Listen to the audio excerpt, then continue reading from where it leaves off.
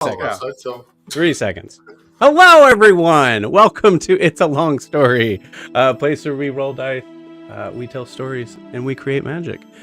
We are here with our lovely crew, the New Moon. Everybody take a look at your camera, wave, and say hi. Hi. hi. Hello.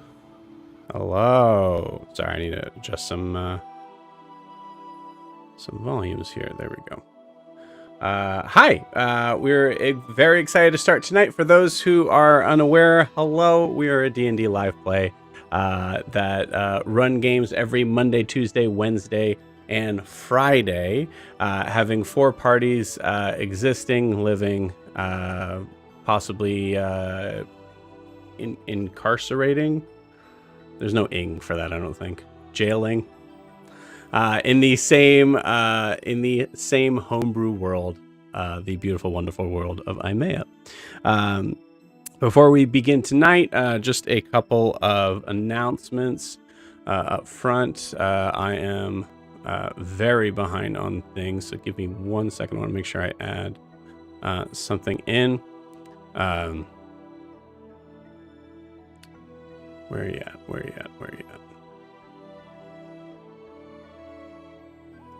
Okay. So sorry, gang. 1 second. Let's see. So I'll try and do 2 things at once. We are very excited to run, starting this month, our new drop in, drop out campaign, which is I think it's that one. Oh, I had to add this in again. I shouldn't have to add this in again at all. Yeah, it's right there. There we go. The whole time it was right there. And our new drop in, drop out campaign that we are adding in is the amazing world of Humblewood. So we are very excited to be running that. I believe that'll be starting not this weekend, but next weekend, which we are calling Humblewood Silk and Sunder. So for those who are interested in playing an anthropomorphic, silly little creature of the sky or the land, now is your chance. It is going to be designed to be a little bit more of on the wackier side, a little cartoony. But also having some very cool, like, dark cartoony thing. Think like Real Monsters, I think. Maybe on that realm a little bit. Where things get a little creepy, but it's still funny and still fun. So very excited to run through that. So if you are interested in playing, you can definitely check out all of that info. And join to come along. Drop in, drop out campaign means that you can jump in for 1 session, for 2 sessions, for all of the sessions, for taking a break in the middle and coming back.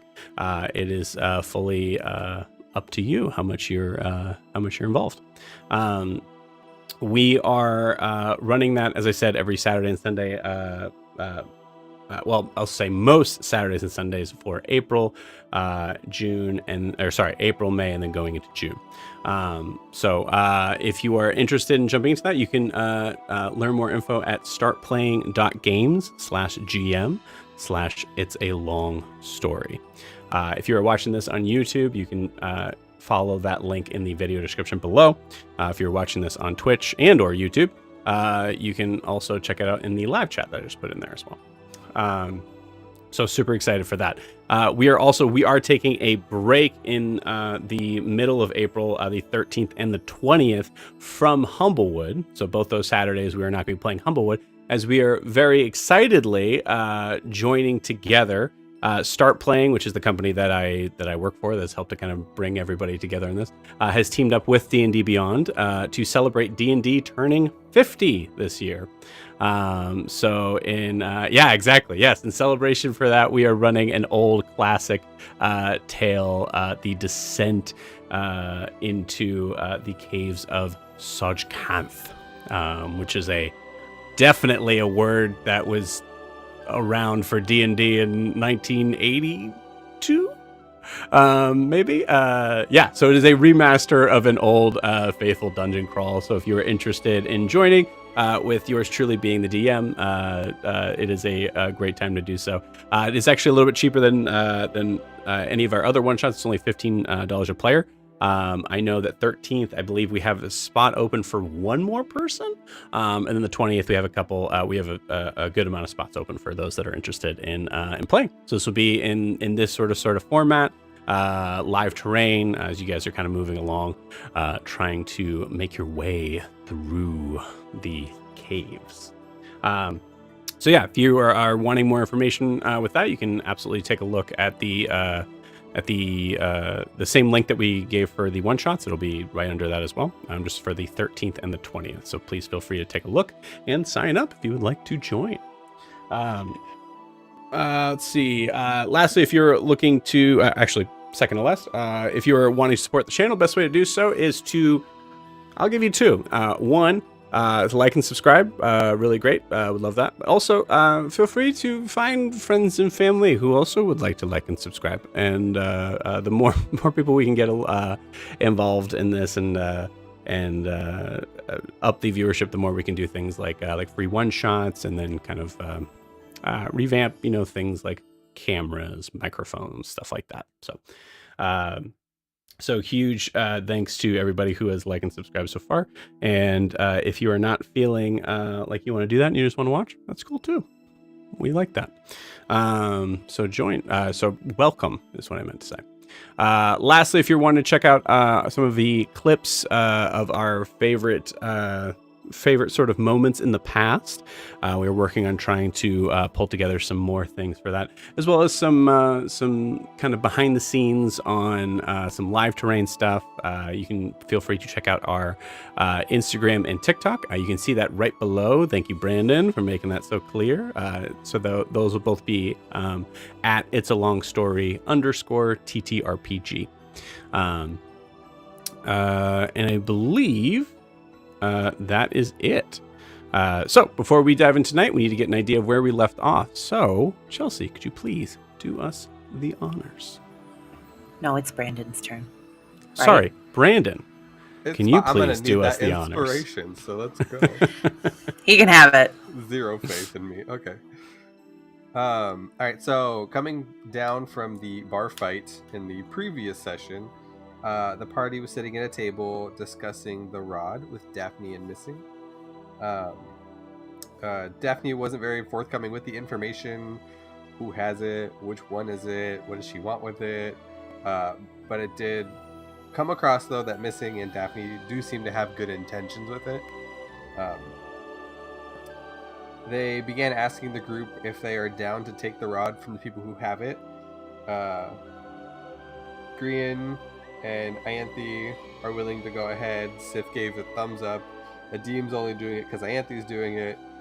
And then Missing went outside where Titian was to speak with him and Vix to see if they would be in for the job as well.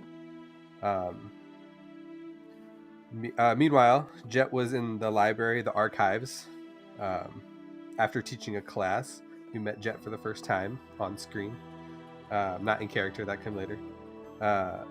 He was talking to his magical book when Pilkip met him. He talks nothing but shit about Io and Gwen, is what I wrote. Jesus. He does, however, point Jett in the direction of the Book of Creation. After leaving, Jett's own sentient book forces him to read the Book of Creation. Outside the bar, Bix and Titian are talking to Missing, and Missing says that he wanted their help to come with him to go find the bookworm. Unsure if it was a O or a Y. Bix kind of takes that opportunity to say goodbye to, I'd say the group, but it was really just Ianthe before they left. And then Edim left for his date. Grian and Sif went to the Compass to go say hi to his people. Jett is reading the Book of Creation, and we got a really good lore dump about the rods. So You want to watch that? It's about an hour and 54 seconds in. Nope, you gotta watch the whole thing. I'm leaving these time marks for myself because I'll never remember. And then Titian, Bix, and Missing arrive at the archives to meet Jett, the bookworm with the Y. They ask him about the rods. Jett fills them in about like the origins that he was reading about. In trade for information, which Missing gives Jett info on Rashrathusk. Yeah. Nice, yeah, you got it. He's dead and he killed him. Missing tries to convince Jett to come along, and after a lengthy conversation, Jett agrees. As they leave, Titian mentions to leave Bix at the archives, where he will be happily studying away. Ianthe and Daphne talk back at the Blackwater Banshee. Ianthe is very, very vague, or very, very vaguely tells Daphne about her time in the city of Or and the vine in the mountain. They have a heart-to-heart about the dangers they are in and how they've grown. As they leave, they run into Isolde, who we know is looking for Sif, but they don't know is looking for Sif about a job. Ianthe says to meet them at the lighthouse tomorrow night, and they are willing to take the job. Adim goes on his date with the shopkeeper, Vesper. The vibes are good, but he is mainly there to keep the promise. At the end, however, Adim is invited as Vesper's +1 to the big wedding coming up. And then Grian and Sif arrive at the compass, and they meet Eda, and they grab a drink with Dirt, who is also there, who was at the bar during the bar fight, and then also at the robbery that had taken place. Anyways, You don't know that. I don't know that, but Your character also doesn't know that. They catch up, but Grian avoids discussing the rods or any side activities. Eda does not trust Grian's friends after the bar fight, says he's with the wrong kind of people.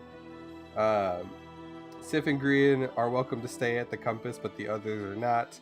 Sif mentions if their adopted daughter can stay too, and yes, is the response they get. However, when Sif mentions Elissa, Eda shows them a wanted poster for a missing child.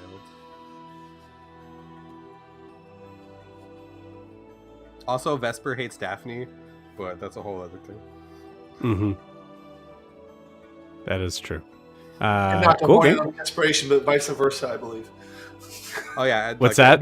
They hate each other. They mutually. It's Yeah. mutual. They mutually hate each other. Yes. It was the same situation from two different sides. Yes. Cool. I'm just trying to do the finishing touches on your guys' sign. I'm so close here. Sorry, this is ADHD at its finest. It's gotta work on one thing at a time. Okay, cool. All right, good enough. Cool. So, with that, I think, is there anything we missed, gang? All right. Cool. Well, then let's jump in. I think it's quite obvious where we're going to be starting today. So, With Ianthe. So- Wow, amazing. So Titian is walking down the street, and And Adim is thinking carefully about his date and whether he did that right. Titian's going to preemptively go get tomorrow's bacon from Baggleby's. Just all talking of to it. himself. And then Adim is going to start writing a love letter to Vesper word for word in character role playing with Joe. cool. All right. Yeah. Well, I guess So we happy that handled everything went well, and then we handled all of that stuff. So that's good. So we already went through both you guys. Awesome. Okay.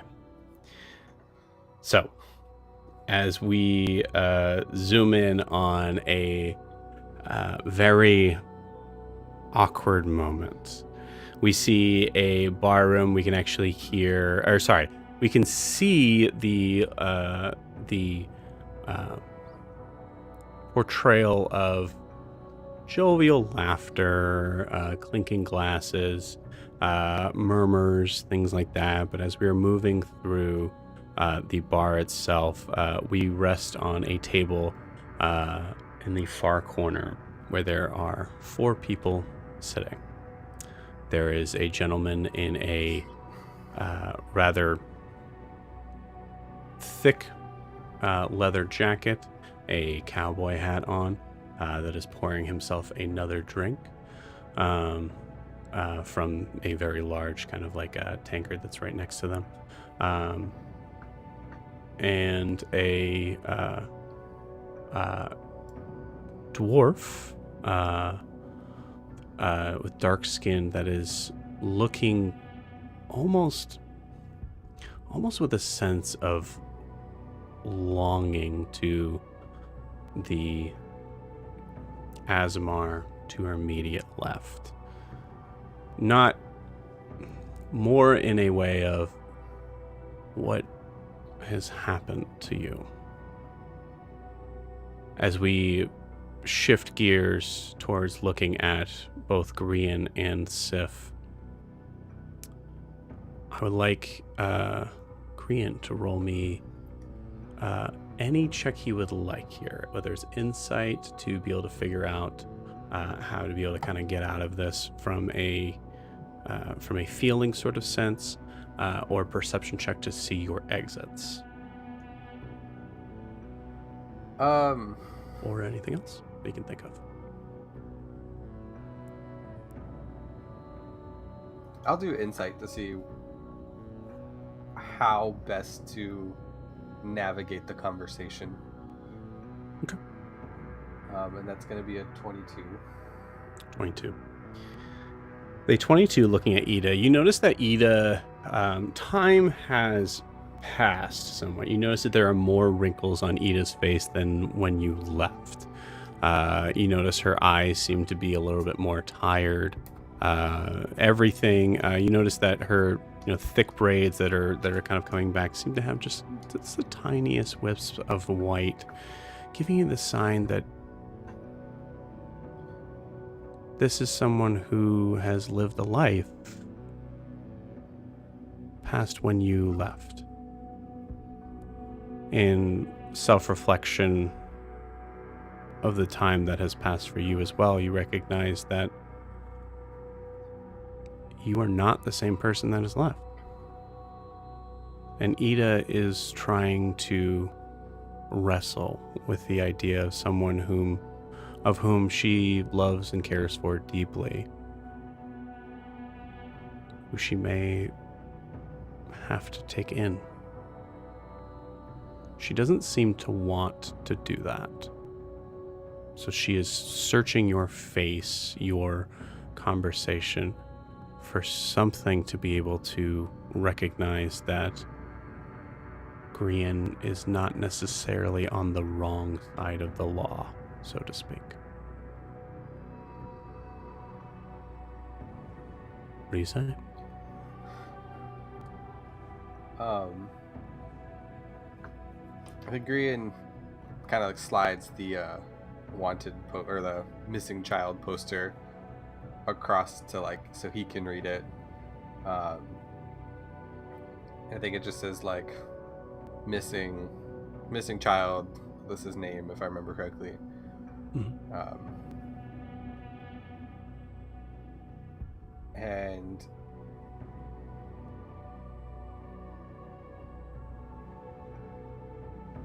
okay, so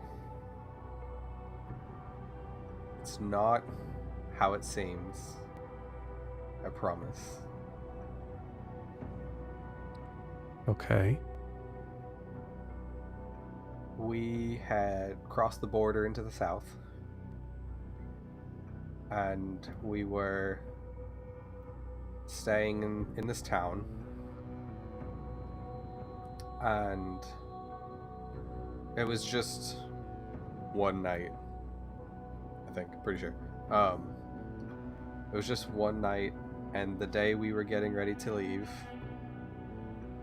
there was a hanging of a woman.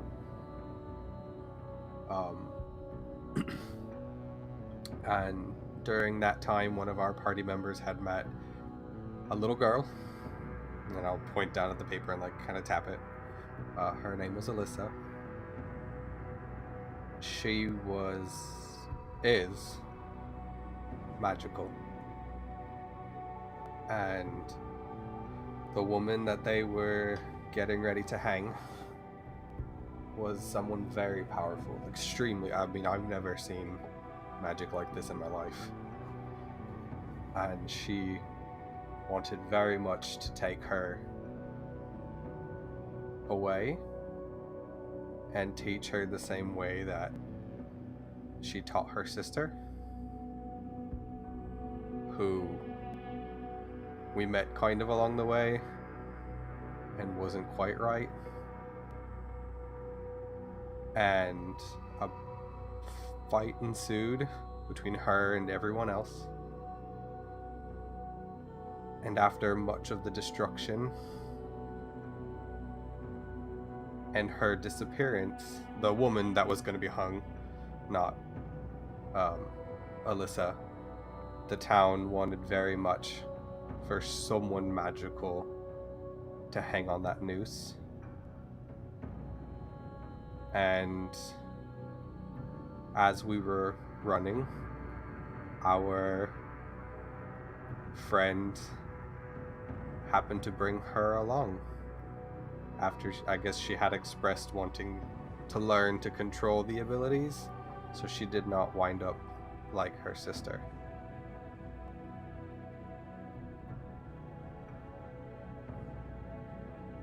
And in the chaos of it all, of us fighting her and us bolting, it didn't quite occur to us until we got to the ocean as we left on boat.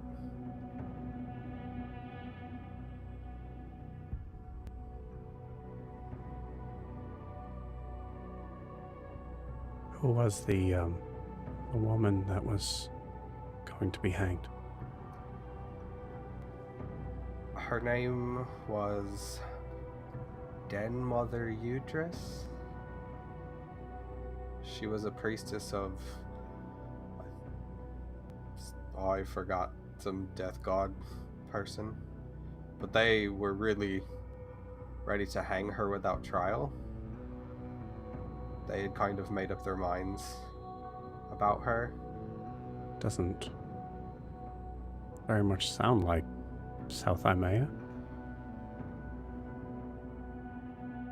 I mean, there was an explosion before that was done by magic and destroyed a good portion of the town. And they kind of just blamed her for it. Why would they blame her? She's kind of creepy and different and scary. She was also there when it happened.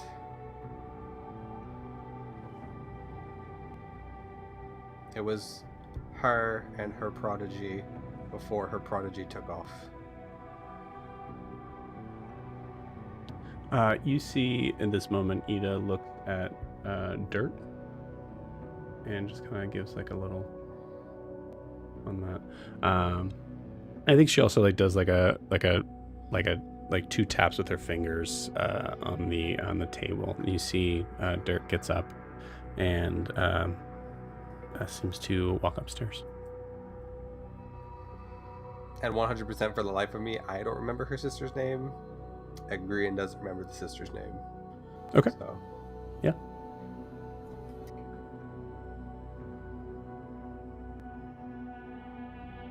What can you tell me about this explosion? The first one, I'm not entirely sure. We weren't there. The second one, it kind of just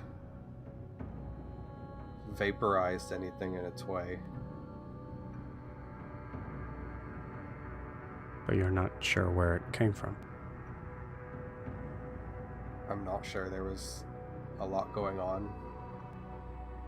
I was in the middle of it. I almost got hit. But she was standing at one end, and no one else was left in the middle. And we did what we could to take her down because she didn't seem to want to reason to save the people in the city. Okay. Deception check, by the way.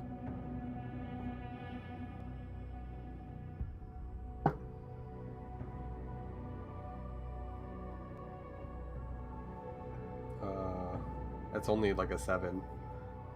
Okay. I should have read about what we did. Well, what you said is that you weren't really sure that it originated Oh, okay. in the That's what direction you said. of Okay. Den Mother Udris, which is not true. Because it came from Elissa. Yeah, okay. I thought you were talking about like, oh, she didn't want to reason with them. I was like, I'm pretty sure she didn't, but yeah, Okay. That's Right.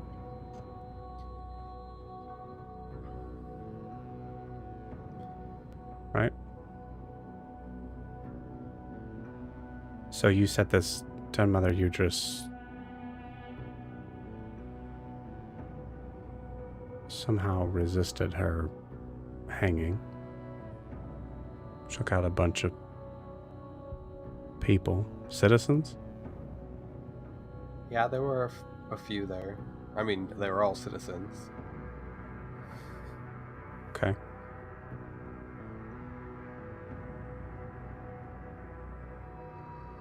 And you said that she wanted this girl. Yes. Sort of as a replacement for her sister.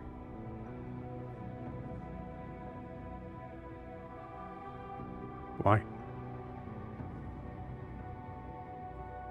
Assuming the magic that she carries, she probably hoped that she could harness it in a better way than she had her sister.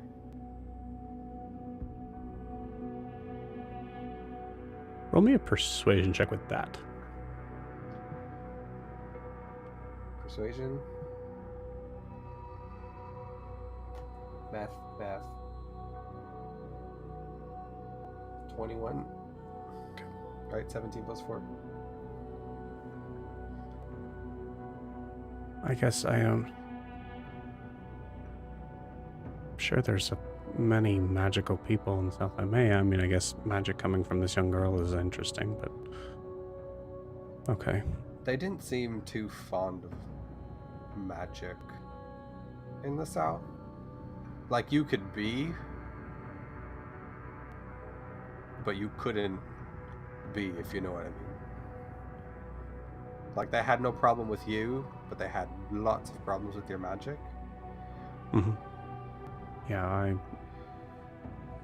I had to make one trip to South Amaya a long time ago, so I think I understand.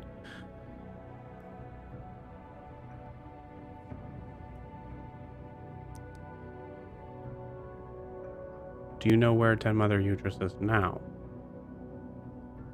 I have no clue. She disappeared and we hightailed it out of there. Deception check.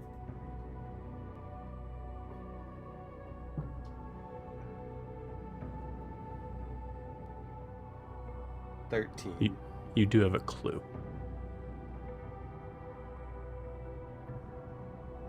I do? Mm-hmm. You're given a piece of paper from her that said Massetti on it. Oh, that's right.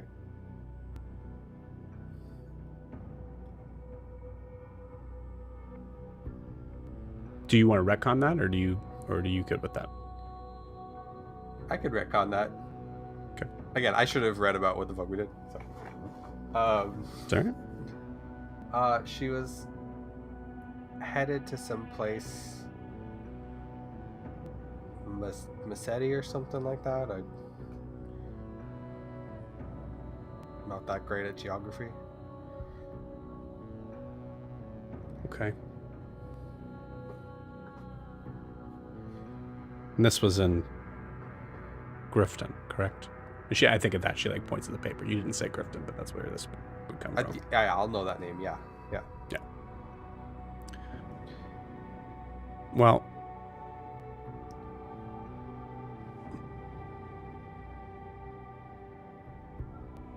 here's what I can say.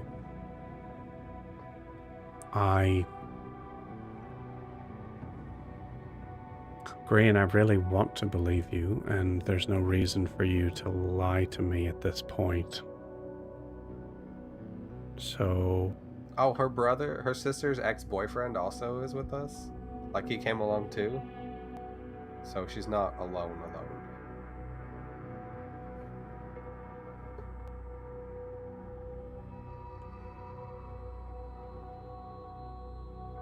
What is his sister's name? Because now it's bugging me. Eliane. Thank you. Eda says, "Oh, so there's someone else from Grifton with you. Yes. Someone Yeah. with strong links to Elissa." You said boyfriend, so they weren't married or anything. There's nothing legal there. No. I'm saying married to Eliane. You said ex-boyfriend. Yeah. Yeah. Yeah. It took me a second. Don't worry. You said I'm ex-boyfriend, not me. I know. How did you get there? No. Just keep going. Anyways, But only ex because the sister I don't, left him on her way out of town. yeah. That's okay.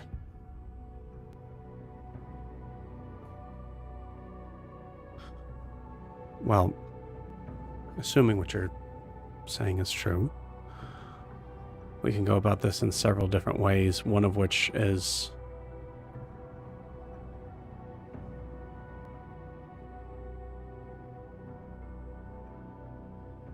I would like to keep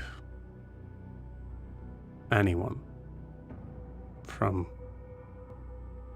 suffering from this. Assuming that what you said is true, then you helped save her life.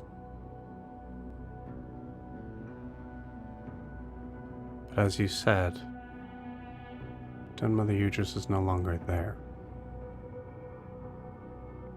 And her family is.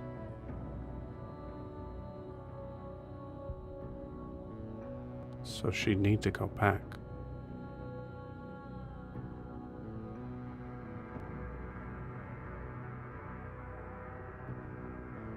You can tell that she's staring at you at this to try to kind of now get the idea of like, what do you think about that? So you feel analyzed here for sure. Yeah. I think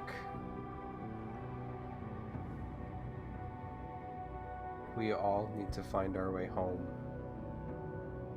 eventually.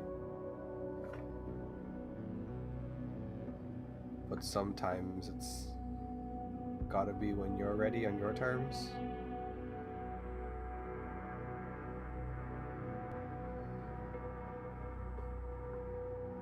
Okay.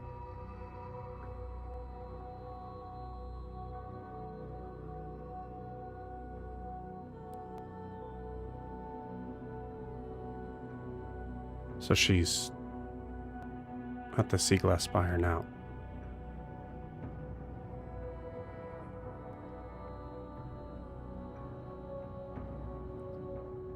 Possibly?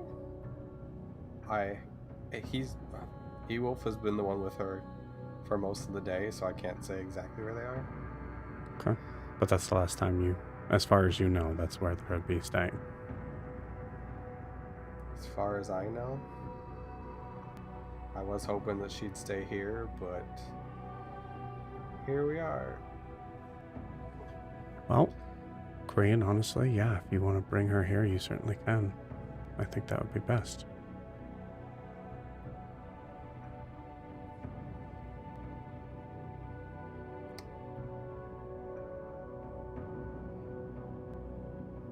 I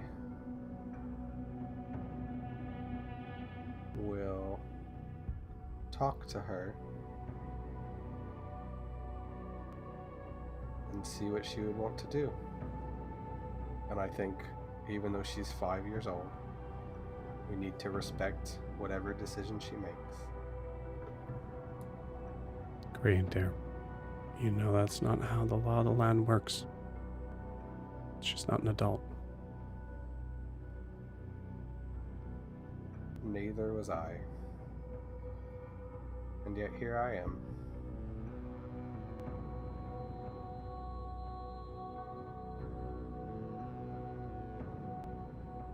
Sounds like you've made your choice.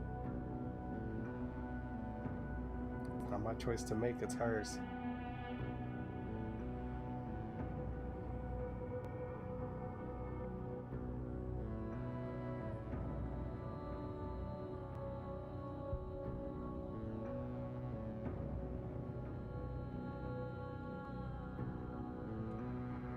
I'm going to do whatever I can to keep you safe.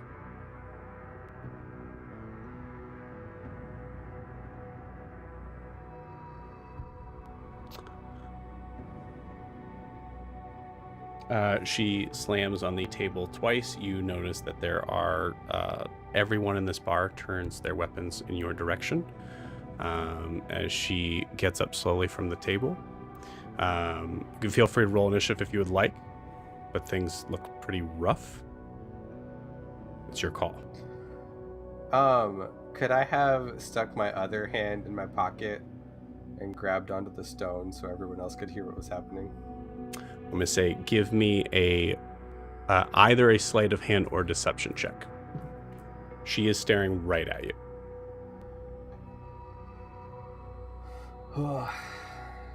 It's fine. It's fine. We'll be fine.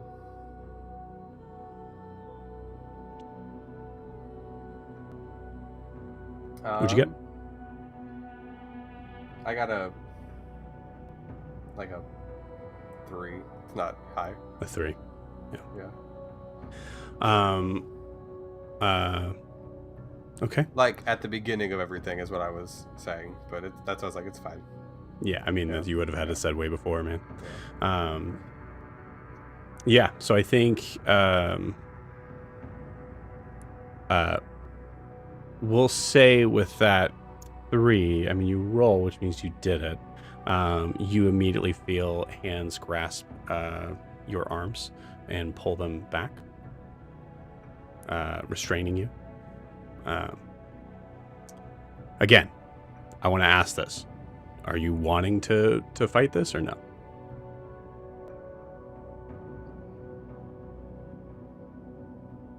I'm not gonna put up a fight.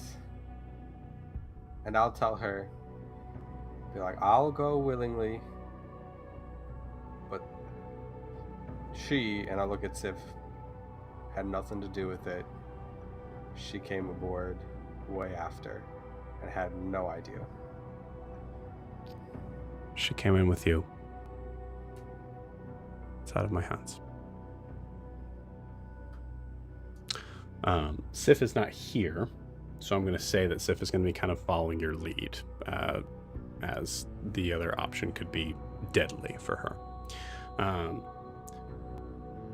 So we will pause you there, but as far as we know, Grian, you are apprehended.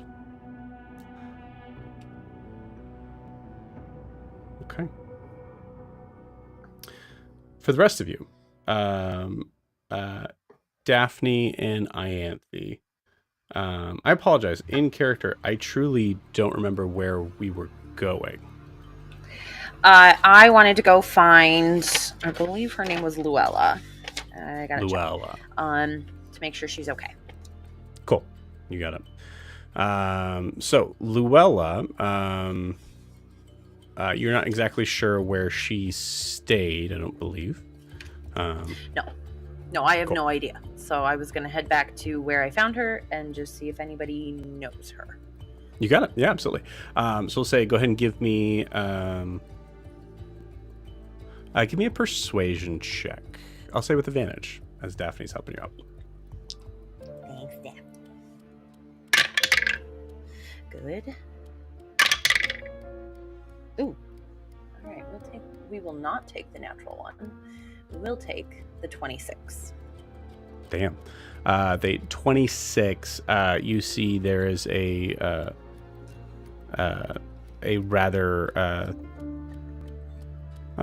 like thin, kind of scrawny looking half orc, who's probably up maybe in his mid 30s, pushing a cart, most likely kind of moving it towards what would be the closest tavern to the north, which would be the Timid Tiger. as you stop and like, oh yeah, Luella. She, I believe she stays right there.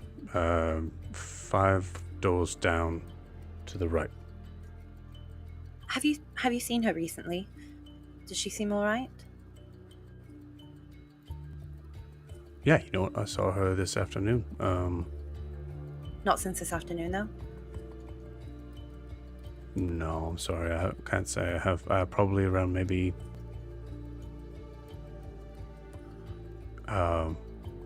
before the whole meeting. You know, where the Lord Mayor came and just gave us all a bunch of shite for being people. Yes, I'm familiar with that event. Thank you.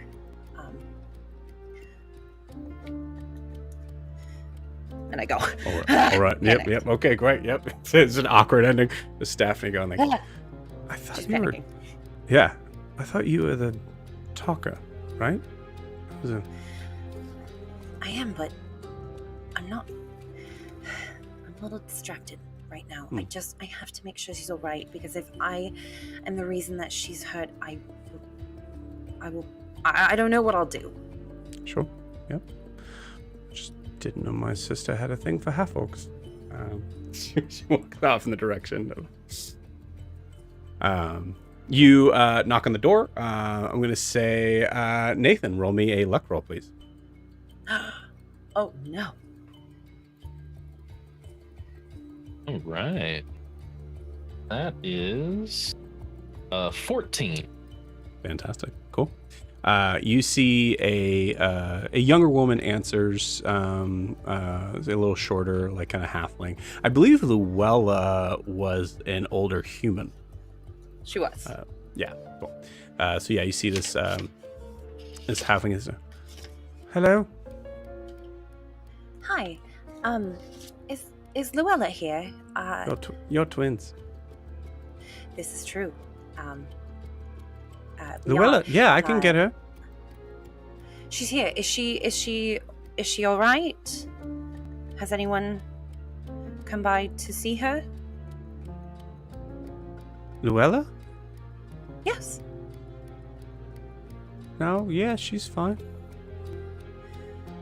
Great. Could you get her for me?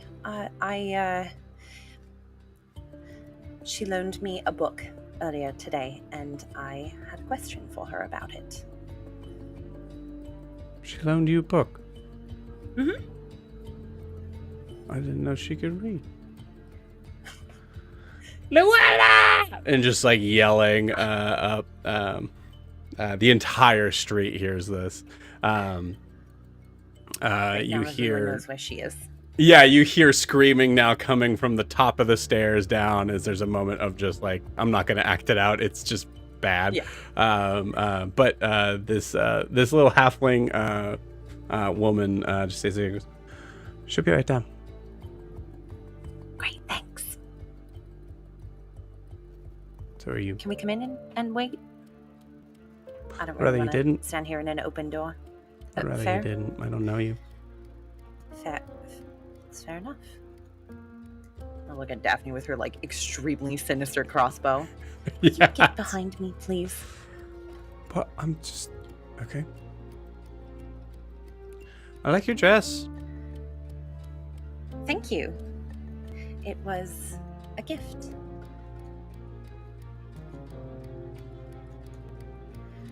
Wish I had that money. Well, it was a gift. I did a favor for You're someone with money. She gave I it to me. Mm-hmm. I don't have anything I could give you. I don't think. Oh, I was. Is this a young person? Yeah, I'd say she's probably like early 20s. Early 20s, like probably 21. I will pull out. I have 6 flowers from Celestra, the Okay. phoenix. Oh, okay. Give her one. I don't know. I'll give her one. Oh, good. you'd like. This- I have these. I'll roll me a persuasion check. I can't remember what they look like, but I think they're nice. They're extremely nice. Yeah. All right. Let's go with you. What are you? 18. 18, cool. With an 18, if I recall correctly, I'd have to. It's in a different part of my brain, but I believe they're like a light blue. As you hand one towards. Oh, thank you. This is. Can I sell this? Probably. If it helps, it came from a phoenix. Right. I'll use that story. Thank you. It did, by the way, for what it's worth. Sure. You see, all of a sudden, Luella comes down. I was gonna say, is she? Yeah. Are we sure she's okay? I just love playing the like realities of fantasy and the awkwardness of waiting. I think it's so funny. Cool. So you see Luella comes down. The long bedraggled hair that was up in a bun is now kind of like spinster like, just kind of all over her, like just kind of like hanging down. Yes. Oh. Hi. Hi. Do you remember me from earlier today? Sure. Yeah. There's another one. Hello. Yes. My sister. I just wanted to come by and say thank you for the story this afternoon. Please don't tell anyone else about it. Okay. Have you spoken to anyone else about? I The don't know, story? dear. I am just waking up from an afternoon nap. If you get what It's I mean? like 10 o'clock at night. Mm-hmm. How long is an afternoon nap for you? Well, I'll be going back to bed after this. I'm saying that I started a little early. As did you, by the way. So, hey, good on you for... Although you just had one, didn't you? Yep, that's right. I did. I don't kept know. I don't going. know. I'm gathering. Yes. So you've been talking to people all afternoon and not remembering it? Probably. Great. I don't know. And this lovely person, this is a friend of yours or a companion? Oh, you're still here? Go. You have your own. No, sorry. There's a couple other. I don't. I don't own this whole building. I'm only in that one floor. Yes. Okay. Beatrice, you can leave. That's a very nice flower. Yes. Thank you. No, I don't want to buy it. Well, that's very sweet of you, dear, for checking in on me and making sure that I'm okay and Yes. telling me that I can't say as you the said. things that I have. We started the day early, and I Mhm. wanted to make sure that you made it home all right. If I could ask, Sure. don't open the door for anyone else for the rest of the night.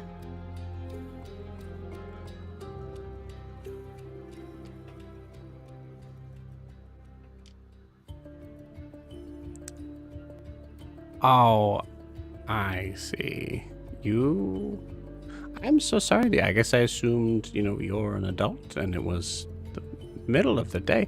But I must have really spooked you with that story. Listen, that happened a long time ago and is referring to the Blackwater Banshee story. Yeah. That happened a long time ago and you are perfectly, probably safe. Definitely, probably safe. That helps. As am I, by the way. Thank you. That is reassuring. I would still request, as a friend, if you could just keep to yourself.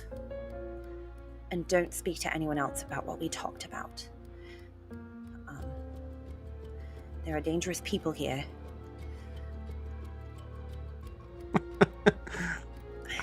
Yeah. Yes. And I just... What would they want with an like old you. woman like me? I don't understand. I couldn't say, but I'd rather be careful. And again, I just wanted to make sure you made it home okay and that you were all right.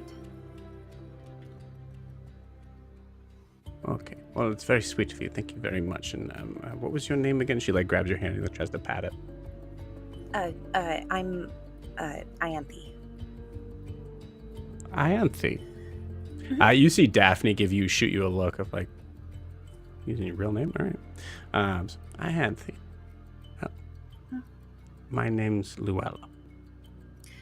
I know. You Oh, introduced yourself to me this afternoon. You know, sometimes I After do you have had a couple of conversations. ales. Yes, I do have conversations with people that I kind of just start right in on it. So just, but I guess, yeah. That's what I'm worried about. Right. Well, don't you worry. No one is going to worry about is going to be bothering old Luella tonight. Good. Good. Good. Okay. Well, Thank I you. won't bother you any further. I just wanted to make sure you made it home all right. It's very sweet. Thank you Thank again. you very much. For the story. It was illuminating.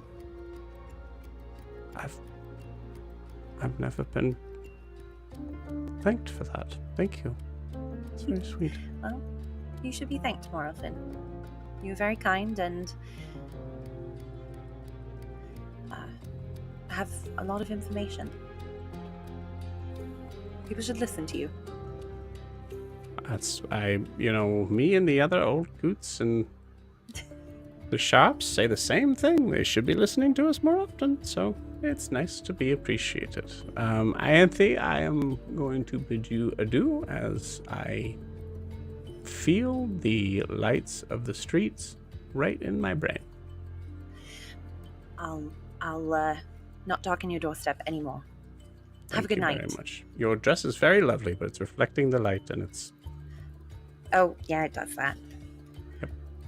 Thank you. Have a good night, Ianthe. Good night. Ianthe's friend. And you see her just walk, close the door. How's that for the talker? Using real name around here. You guys are First walking name back. only. Yeah, first name only. I've not given anyone a surname. Okay. I like it. It shows daring. What name do you go by? Actually, I was using Beatrice, so apparently I'm not going to be using that anymore. Well, the shops are closing and things go from bad to worse around here, so we should probably head back. Back to the pub, or I don't think I'm staying too far from here. I don't know where you are. Well, where would you all be meeting? I imagine that missing would be coming Right. back with Tishy. We'll go back to the pub. We'll just stay right Use a outside, cocktail. or we can go in. It's fine. I need a cocktail. As you head back, I imagine Adim, give me a luck roll. We cross into him again. DC, actually DC 10, just below 50%. 8. Oh, cool. Sorry? I don't know. Man.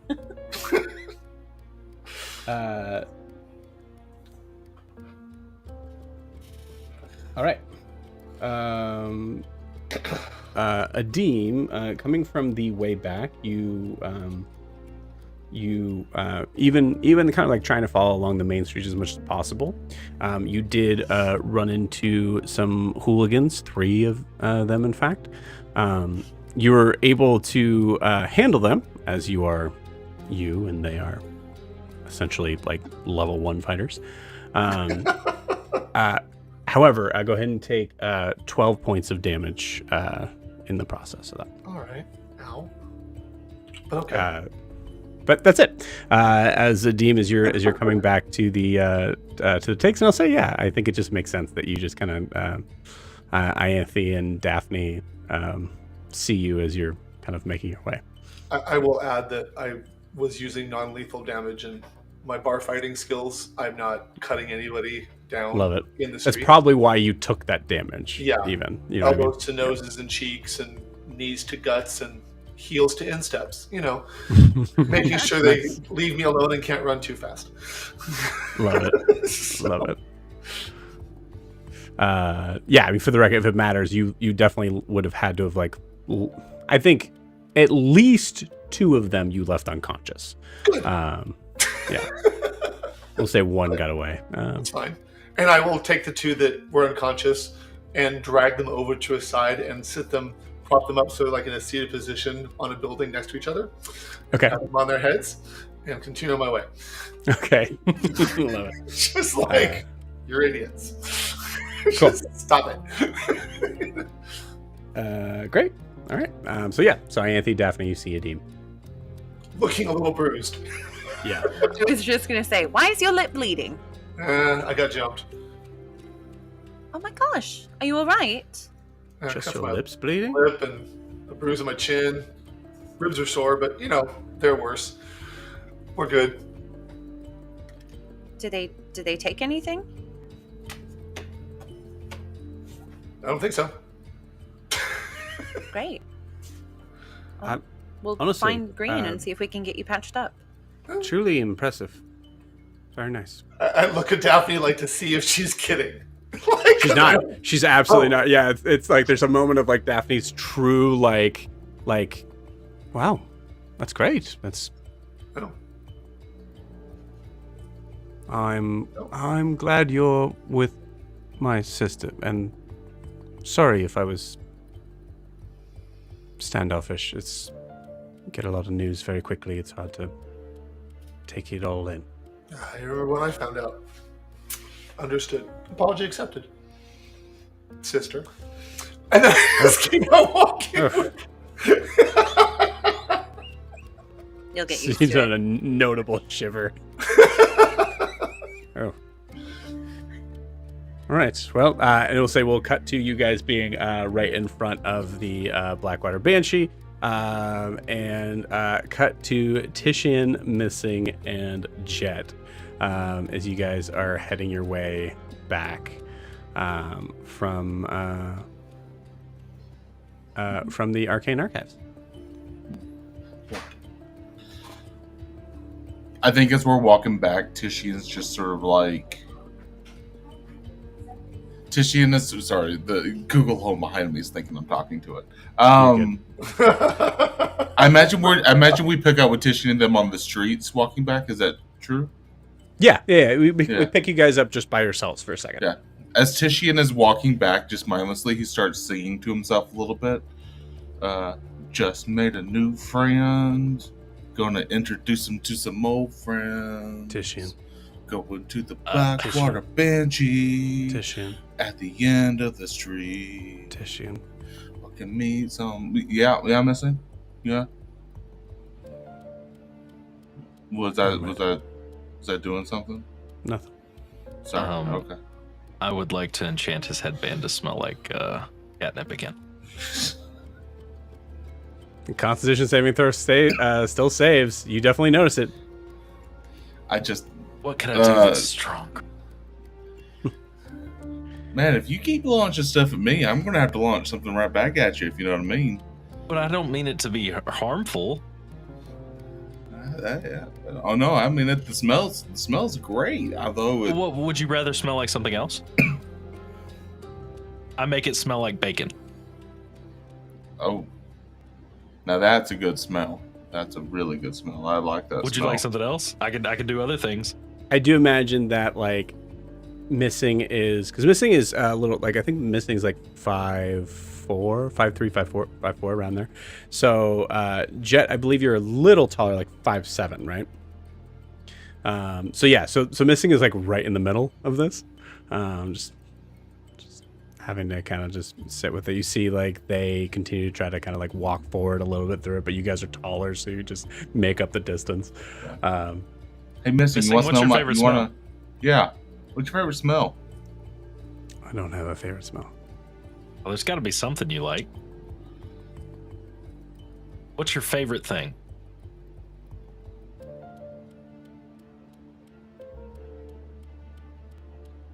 Cake? Is it cake? Pie? Fresh baked pie? Ooh, fresh baked pie.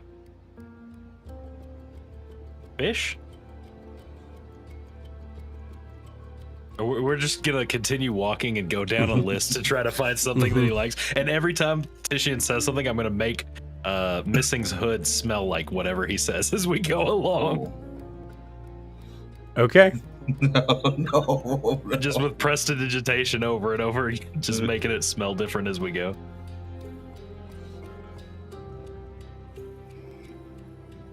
Until we get a reaction. The first time they're fine. The second time you can tell it bothers them. Do you continue to a third time? Would Titian know it bothers them? Like in I think with the 13 I rolled, yes. Okay. I think once Titian notices it bothers Missing, in a protective way, he's going to tell Jett, maybe this game, maybe Missing don't want to play this game with us right now. Then why didn't he just say stop? Missing does say stop, but usually it involves a knife. When they say stop, like it's not. They say Missing is still staring right ahead, but just a very soft nod. Yeah. They don't ask nicely, really. Well, but that's. Well, they got a tough. They're very tough, very strong. They're soft in the middle, but they're they gotta keep up. They gotta keep it up because they're a very strong person. I only recently started walking around in my normal form because I'm trying to be just accepting and proud of who I am, and you guys are making that really hard right now. I'm not saying we love who you are. We don't want you to be. Because I would rather just disappear from this conversation. There's a couple things I would want to do, but that wouldn't help our situation. Do they involve stabbing either one of us? I would like to just roll one an insight check. Oh, just one. You don't need to roll insight. They'll tell you straight up. Just one. Who? You. Hey, that's mean. He asked me. Hey, you know what? Hey, it's all right. We're still friends. The thing I'm really proud of us right now, we're using our words. We're not using our knives. We're not using our spells. We're going to keep going. If you don't want to engage with us right now, it's understandable. We're just gonna keep going, and we're gonna. You know what? I can't wait, Jett, for you to get back to the Blackwater Bench. You're gonna meet Grian. You're gonna meet Sif. You're gonna meet Eda. You're gonna meet Ianthe. You're gonna meet all these people, and you're gonna have a blast with them. Speaking of, Jett makes Go ahead. Go ahead. Go ahead. He was gonna make an illusionary quill or like a quill appear, like a ghostly quill, and it's gonna write down everybody's name in a book behind him as he's walking. Yeah. I bet they're still back there now, just drinking, having a good time. We'll probably have to catch up to them in a bit, but it won't take that long. We're gonna have a good night. Won't take long at all. They're right there. Oh, are we right here? Okay, you're right there. And so you'll see hanging out in front is Ianthe, Eda, and Daphne. You do not see Grian or Sif. Oh, they must still be inside. All right. And just so I'm aware, they are all three water genasi, correct? All three of them are water genasi, Yeah. yes. The only difference is that Adim has green skin and a lot of tattoos, and Myanthe and Daphne are blue skin, and I think Sans tattoos. Yeah. Last No time. tattoos. Yes. And before, and Myanthe I'm doesn't sure, have any. I'm sure you're wondering. Yes, they are all siblings. They are all, related. You guys to one definitely hear this. They're here. So Yeah. you Oh no, you Tishian's gonna introduce them. Hey, so this is brother Adim right here. This is sister Ianthe. This is sister Daphne. I look over at Myanthe. Did we join a religious cult and I missed it? I think Titian just formed one for us. Oh. Father Titian? Oh, thank you. That's nice. Greetings. I'm Jett. Oh yeah. They said they wanted me here for my head. Mhm. I imagine Titian Okay. did. So, No problem No. believing. No. Yeah. Oh, sorry. Let's go. Wait. Maybe we go inside and talk about. Tishian's looking at Missing now. Maybe we should go inside and talk about this a little bit. Maybe meet up with Grian and Sif, and we can have a little bit of a download, if you know what I mean. Sure. I just look. I defer to Ianthe. That's all on team. I guess. Where's Bix? Bix has decided that Bix has decided to devote his energy to his studies, and he didn't really he wanted to sort of jump off the ride, if you know what I'm saying. He wanted to sort of focus on his studies and focus on bettering himself at this time. Yeah, he's hanging out with Gerard, and especially after today, man, I heard some things happen today for him. But he's in good hands. Oh. If he's all right, then. Yeah. Welcome, Jett, to the inn, I guess. All right, Okay. we're being way too awkward for no alcohol. Let's go get alcohol. Come on, let's go in. Oh, I really okay. need a glass of wine. You walk in. As you walk in, you notice that there's some new tenants here, patrons. It is not nearly as full as it was before, but you see there's it's about like 4 or 5 people in here. No one that you recognize, even from earlier today. You do see that Daphne kind of. Daphne doesn't. I'll say actually, Ianthe, give me an insight check with advantage. Go away. You.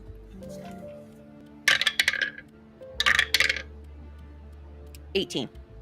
18. Cool. With an 18,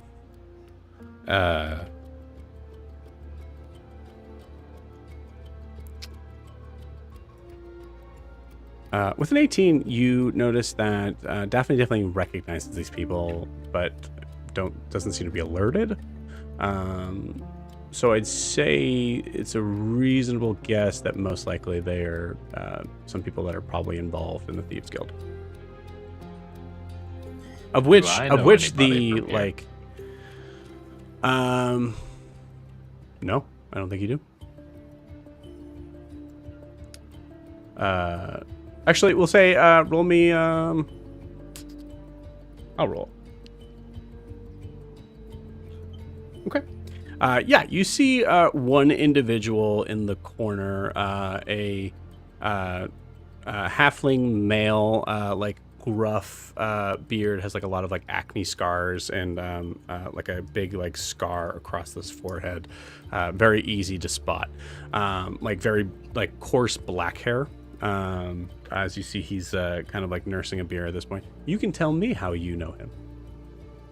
Oh, I would just assume that he's somebody that, met with the bookworm to get information, or maybe somebody that would have accosted me in the streets and I sold some information to get away from it. Whatever you think would Definitely be. the first one. I was saying you could be as specific as you want to here if you want to. Probably, let's say, what would be something very juicy that he gave me? It would probably be somebody that didn't tell me the right thing and I had to go find it out myself. You know what I'm saying? Something like that. But as for information, whatever, because there's probably a lot of people he puts in a box of like, I listen to what this person has to say, but only believe like 10% of it. Mm-hmm. You got it. Cool. Yeah. We'll say this individual does not see you at all. You also doesn't take very long to notice with the lack of many drinkers here. You do not see Sif or Grian anywhere.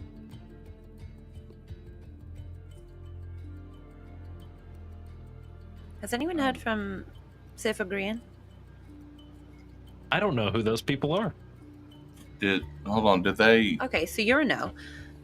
I mean, did they tell you they're going anywhere? Did they tell you, like, did you see them go anywhere? I haven't seen him since before my date. I can't remember if Grian told us where he was going or not. Brandon, did you happen to tell anybody you were going somewhere? I'm pretty sure I said that I was going there. Did you tell? I think it was only Ianthe and Daphne who were left. But that's when Sif was like, "I'll go We were the with last you." ones left. Oh, Yes. right. Yep. Cool. Right. Okay, that makes sense. Well, I know he was going to visit someone in the compass, I think he said. What's that? Oh, I don't know. I look at Daphne, Another thinking that she or organization? Missing would know what the compass is. It's the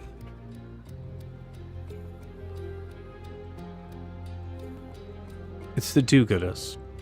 The people that try to stay more on the right side of the law, and definitely think they're better than they really are. Well, and I kind of rub my cracked lip and I say that we could probably use a few more of those, it seems. Trust me, a lot of them are old talk. Well, do you want to go there and see if we can find them? I mean, if they're with do-gooders, they're probably But doing what if fine, something- right? But what if something happened to them on the way or coming back? I mean, do you want me to just? I will use my bracelet. Grian, Okay. Sif, you guys okay?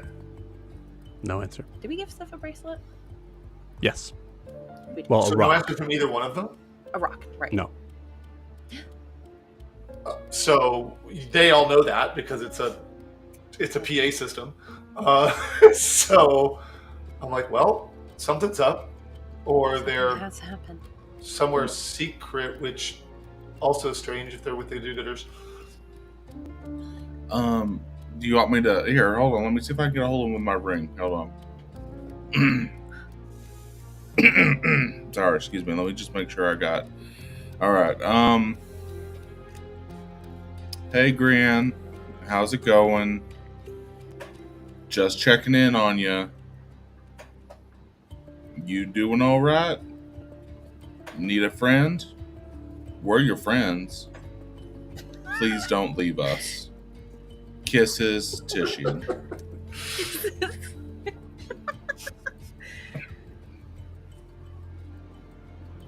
We're your friends? Huh? What? Nothing. No, what? What do you mean? We're their friends? Yeah. It just seems like you're the type of person that seems to have a lot of validation. What do you mean? Valid. What do you mean by validation? Never mind. It's not. No, no missing. We're. Hey, no, please let me know. No, this is Daphne. This is definitely missing. That would have no interest in this This is conversation. Hey, Daph, let me know. Lay it on me. I'm fine. I'm happy with it. Hey, we're close enough. You can share. We've met 3 times. We're close. I just noticed as someone who is rather built and clearly can handle himself in a fight. You're you're in need of a lot of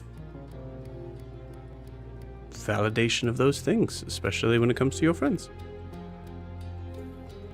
Hold on, are you saying that I'm not strong? Because I'm very strong. Is that what this is about? That's not what she said. That's not what she said. I also want it to be known that just because Sif's in the group, I'm still very tall too. These are all things that are facts as well. Are you trying to? What are you saying? What? Tishian's just dumb. I think he's dumb. He's not following this. He's just dumb enough. Yeah. Like, you know what? I think we were talking about how you were more of the talker in situations. Maybe you can explain it better. Missing, I'm going to join you for that drink. You see them both walk off. Just ignore her. You did fine. Did you hear from him yet? I don't think so. I mean, Oh no! Now, is there? I mean, it would be almost instantaneous, or I guess it would be within a little bit of time for Grian to send out.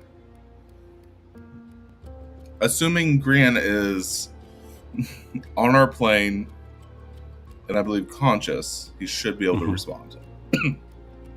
I think sending goes across planes too, but that doesn't matter. Right. There's other factors that are in play here. It is a magical spell. Well, Gran's. It seems like Gran's not answering, so I think there's one of two things happening right now.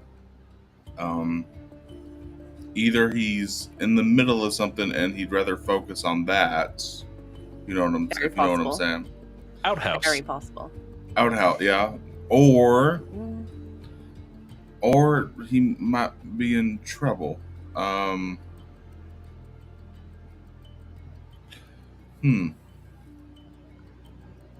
inclined to guess the latter, just to be on the safe side. Well, does anyone know where the compass is? Maybe we should go check on them. I bet there are two people over there who know.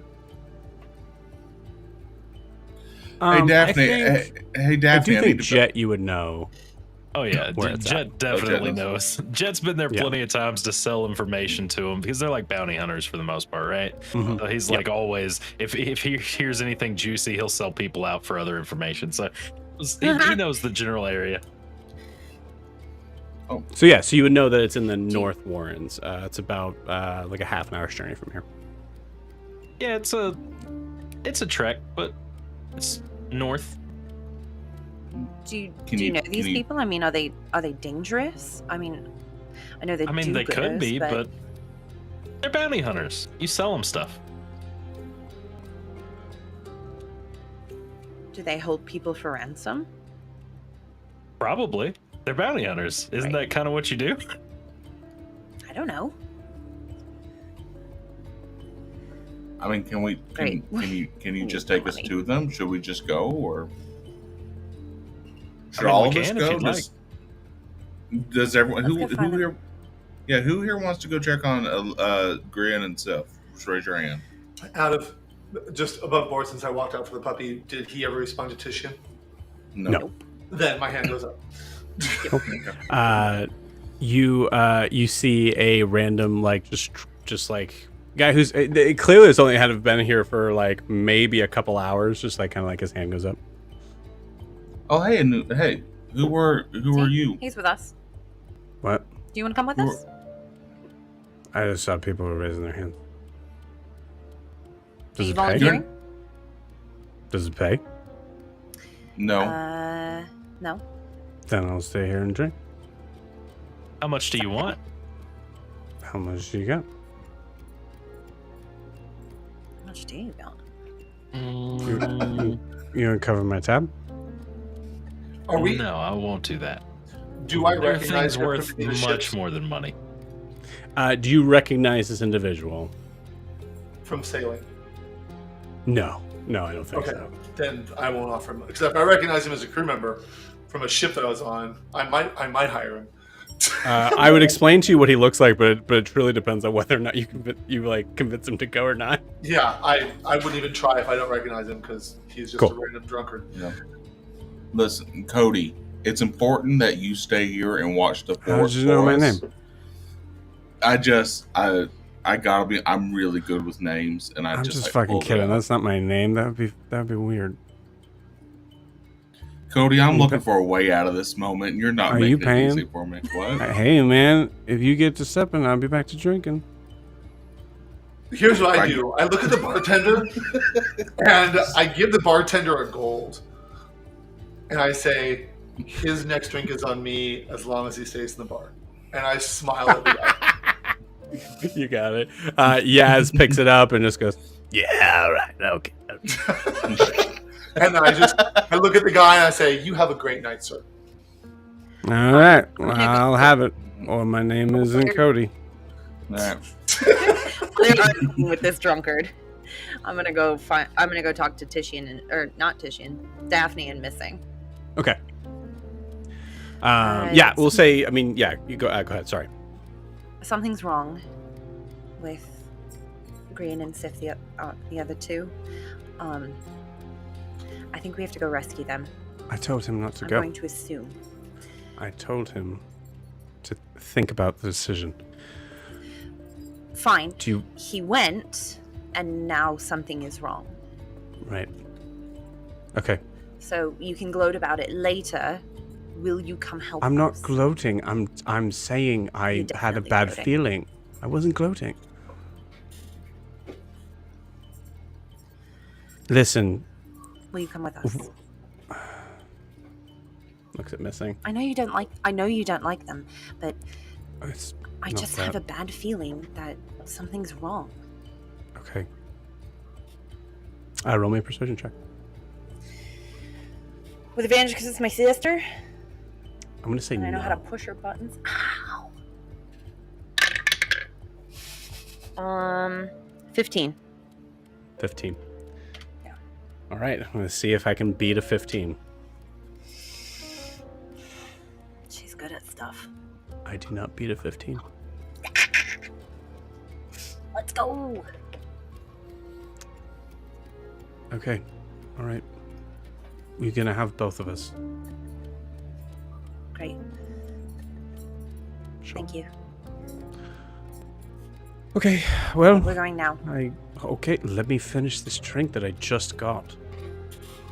And I'm not gonna do it on camera. Do I So, know? I'm just gonna chug that real quick. Like, yeah. I'm Do not I bad. know I'm not the, bad into the act.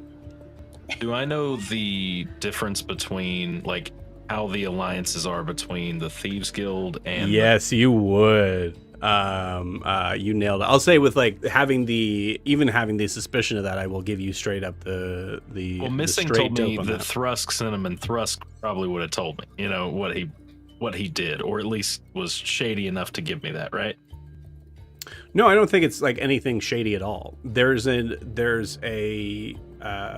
agreement that's essentially like a turf sort of thing, that if there's something where if there is certainly like one doesn't go and visit the other, like as far as like base goes, that would be like number one. The other thing too is that if there's a moment where it is clear that it is three, like we'll say like if there's like two or more compass members and a member of the Thieves Guild shows up, it is on them to turn around and leave that situation, which made the fact that Dirt was there very interesting. I don't know Dirt, probably. Actually, I might have met if he was trading information, but maybe. Dirt's no. Roll me a history check. You gotta have something that builds into it. Okay, I got history. Ooh, +8. So that is a 22. 22. Cool. With a 22, you know that his name is Dirt. It is short for Dirtagnan. You're pretty sure he's saying it wrong. But you're aware of Dirt being extremely good with his words. to a point that you're pretty sure he is magical in regards to just speaking. Essentially, Noted. he's a bard. And I get the feeling that Missing said they were with the Thieves Guild, and we're going to like the Compass's main base, right? Correct. And I just watched them have this conversation to go, right? That's why it technically would be with disadvantage, and Ianthe made it straight because it was asking his sister. Am I within 30 feet of Ianthe? Sure. I will use my racial ability to speak into your mind and let you know that this could end poorly if this happens. I will respond back using telepathy. Listen, we've lost a lot of people already at this point. You don't have to come with us if you don't want to, but these are my friends. And something is wrong, and I have to help them. I understand that. And my sister's annoying, so I'm bringing her with me. Well, that's what I'm saying might be the issue. The issue isn't going to find your friends. It's bringing opposite factions together. Do you think the fact that I look like my sister might be a problem? No. Could be. That would be a first. That would Could be be a the first problem. I say that because I've heard both of them talk, and they are completely different people. Yeah. And I would assume that they dress differently as well, correct? They do dress Very. differently. They look exactly alike, and they Well, do have. I mean, granted, I can't sound exactly like Chelsea, but they do have very similar accents. Then I would say the best bet would be to have you, your sister, and Missing stay out of it and wait in case we need you. That would be the safest option to avoid potential turf war, or I guess how would Jett see this? Because these are like two different factions that he works for, so it'd be like, or works with, I guess. So it's like he would know not to talk to somebody and tell somebody something he found out that day. You know what I'm saying? He would give them time to. Yeah, I think you have the information. One of the pieces of information that you don't have, technically, is that Dirt has already seen Ianthe and Daphne in the same room. So that's above board, but, playing as Jett, you don't know that. I have no idea. So, Right. If you want to, we can follow your lead and do what you would like to do. I'm just saying that this could end up in conflict, and I am not good in conflict.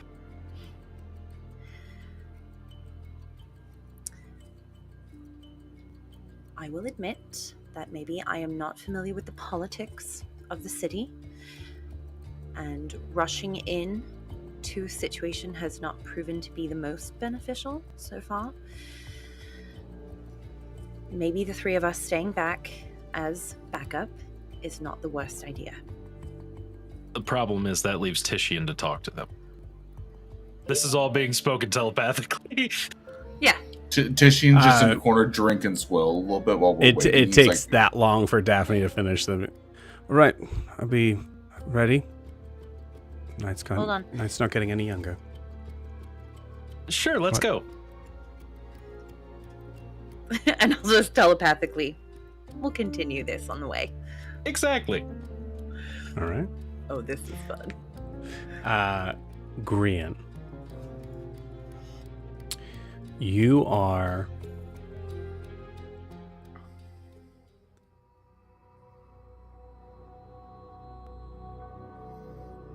You've been escorted down to the basement, which is essentially kind of the dungeons where they would be keeping people that they know eventually they're going to be handing either over to the authorities or they're keeping there for questioning. As we've mentioned before, the Compass is not the authorities, and in that sort of frame, actually, in a lot of ways, they're not big fans of the authorities at Dare's Wharf here. But there's always moments where there are things that become towing the line. And as you walk through this threshold, you immediately feel that you have lost connection with your patron.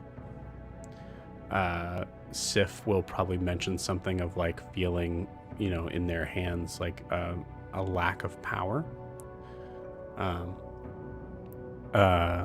As you walk in, assuming you're kind of going along with this, you are chained to the wall as Eda is watching you as this happens.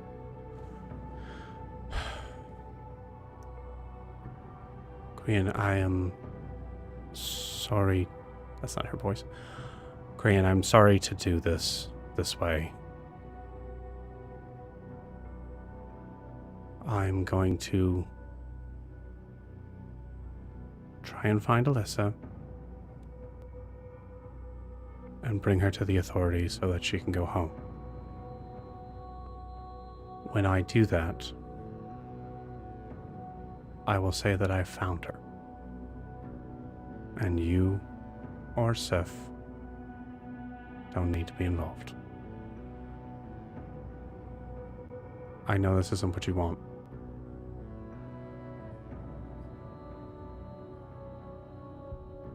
But it's the best I can do.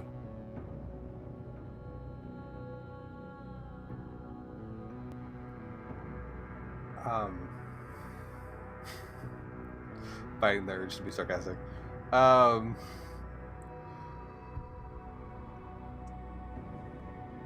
If that is your plan, then I truly wish you the best of luck. And because to this point, Grian hasn't been like, oh yeah, she could murder you. Right. So she does say, I will say Eda says on this because the deception check you rolled was pretty low on where that, blast sort of came from. It was like 7. Is there anything I need to know for the safety of everyone? Is Elissa gonna...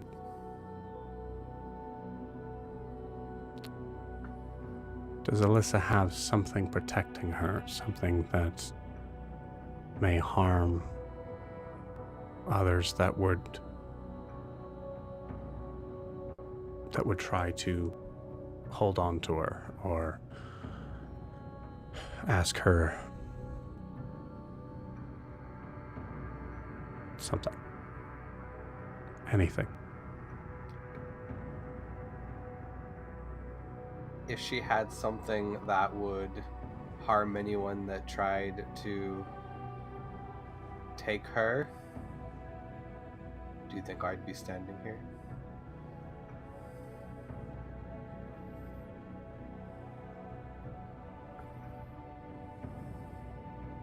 Okay.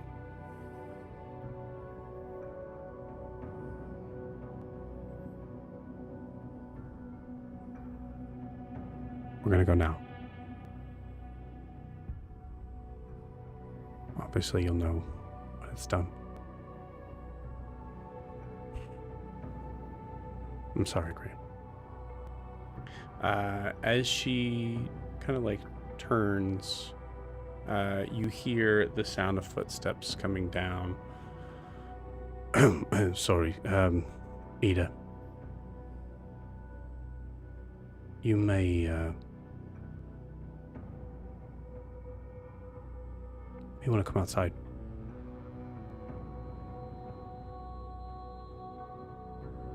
Okay. Just turns and walks off. As you guys are coming, I'm going to say this.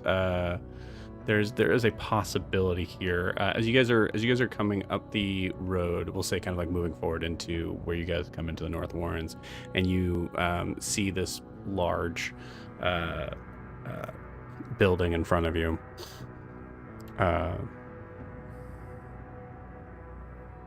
Give me an Arcana check. Anyone? I gotcha. 19 plus 8 is... Wait, I can't math. And that's 18. 47. 27. Thank you. 27. Cool. With a 27, Jett, that's pretty dang good. The 27, you're able to notice that there's some sort of field that is being picked up here that you're able to stop people if you want to. There's something that they're about to enter. As in... Okay. You're currently walking right now, so I'll say, like, I can't give you more information unless you stop everybody. Jett would... Who's in the front? Who would be walking first? Titian. It's big. It's a big open street. I mean, you guys could okay. you could do the cool person walk if you wanted to, the cool team walk. Jett's been here before, probably. Does he know what this was or what happens when you cross it, or is it? I'm gonna say, for the sake of simplicity's sake, I don't think you've been here this late at night. That's the case. Then use a spell slot on this. Not really. But I do have this cool ability where I can cast a ritual spell for its normal cast time, and I will cast Detect Magic. You got it. Now the question is, do you stop everyone? Let's go. Yeah, he'd probably like. Who's the loudest? The loudest is probably Titian. He would speak into Titian's mind and say, hey, this is truly like a second. Oh, okay. Like you almost went, because the DC was 25. You would have to say something out loud. Oh, okay. Then he'd say, hey, stop. And then he would cast Detect Magic. Okay. The team stops. Like, okay. Everybody stops. Casting Detect Magic, you get, there is, I think, like, in the, tell me what Detect Magic looks like for Jett. It kind of looks like just kind of waves of, like, this aqua blue energy that comes off of the book that is probably near him. Cool. Kind of just like an aura around him, and like his eyes would glow bright when he does it. Awesome. Cool.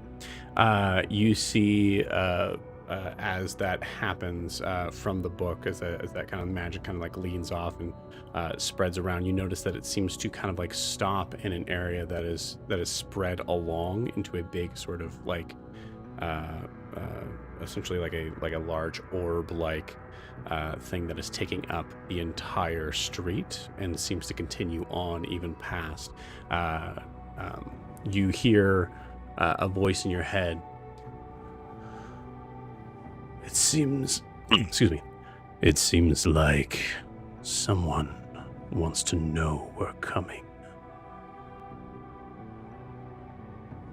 I agree. He says this out loud and smirks. And what do you think? Should I stop it or walk into it? I think. Oh, you're asking the book's opinion? Yes.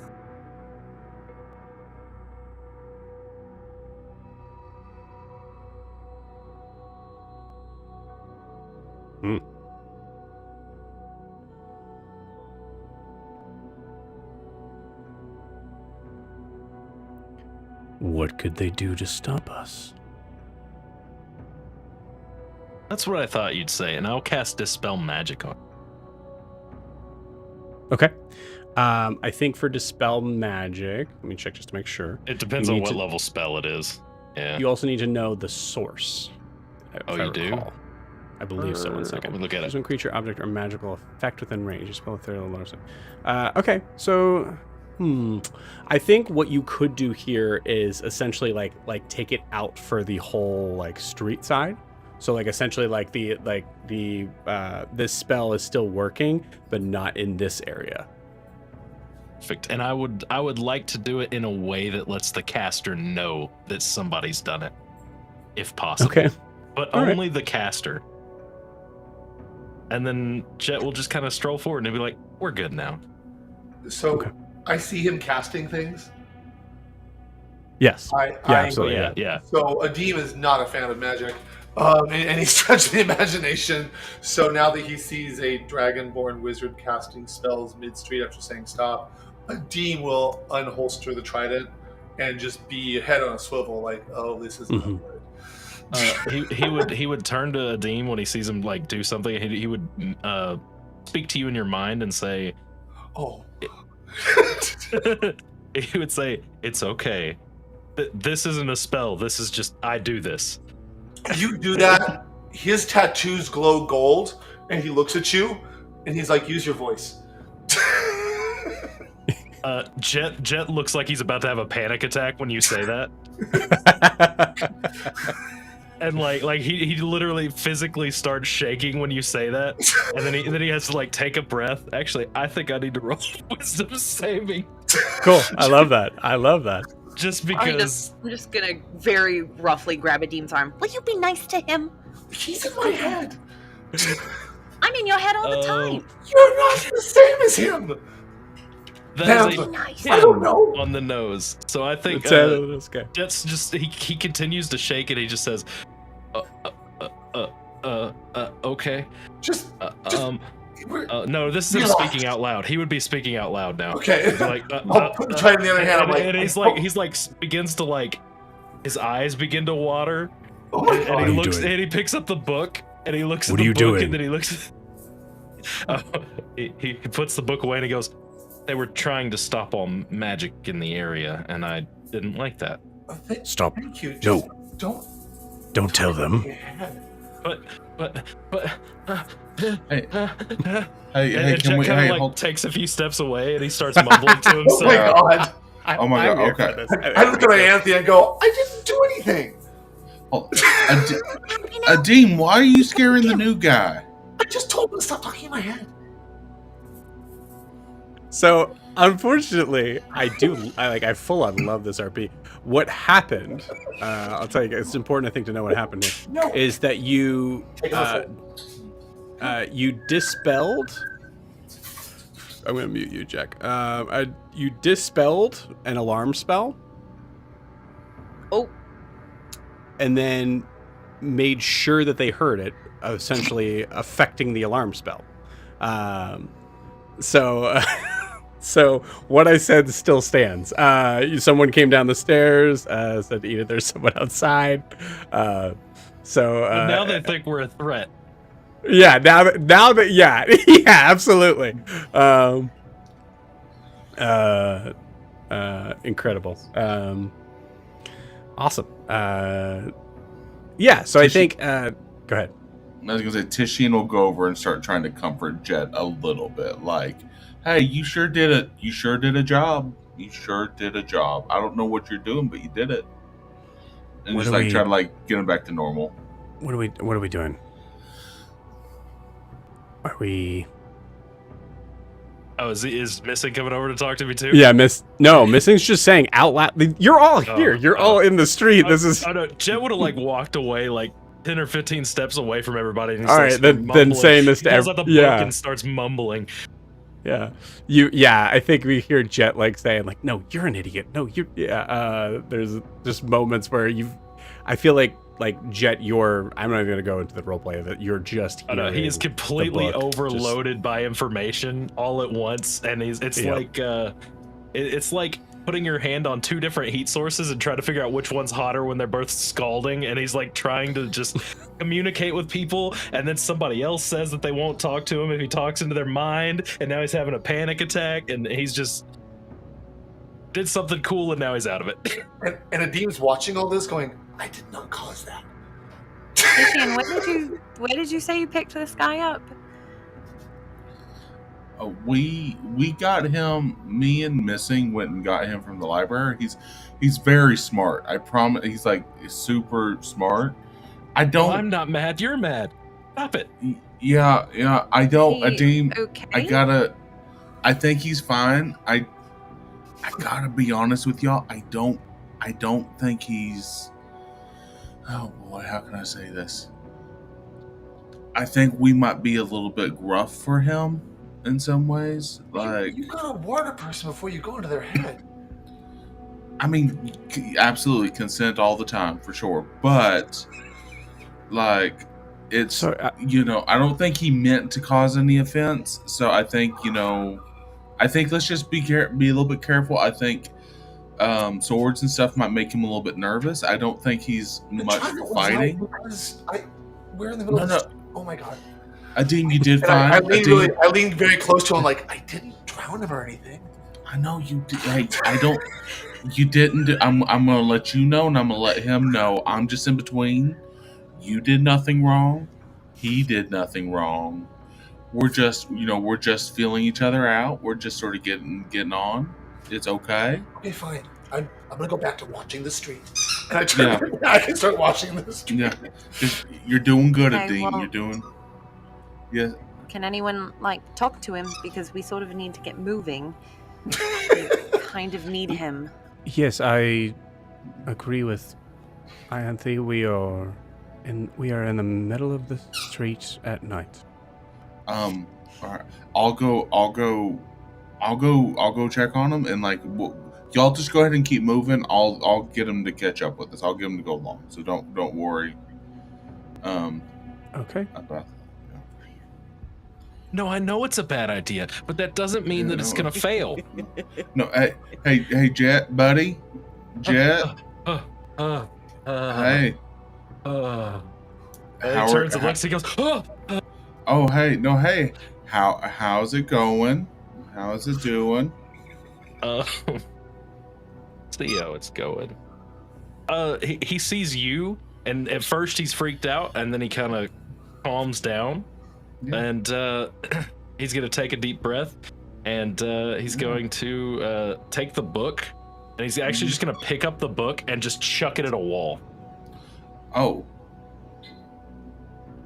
Yeah. And then about 6 seconds later, it floats right back over to him. Yeah, I don't think that. it floats back to him. It hits you right in the gut. Yeah. And Man, he'll just put it in the holster, and he'll lock it and pull it real tight. Yeah, you full on just monster manual that thing. I'm good. Let's go. Let's go. All right, hey, let's talk about your book later on, though, because let's just table this for now.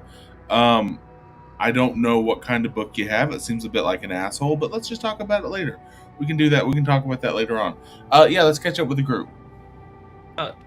Okay. And he will kind of jog to catch up with everybody. Cool. Yeah. Sweet. So say as you guys approach, you see 3 figures awaiting you as you approach. You see Eda. You also see there is a tabaxi that looks to be holding a shotgun. And has a rather interesting looking hat. And you see Dirt, just with a flask in his hand.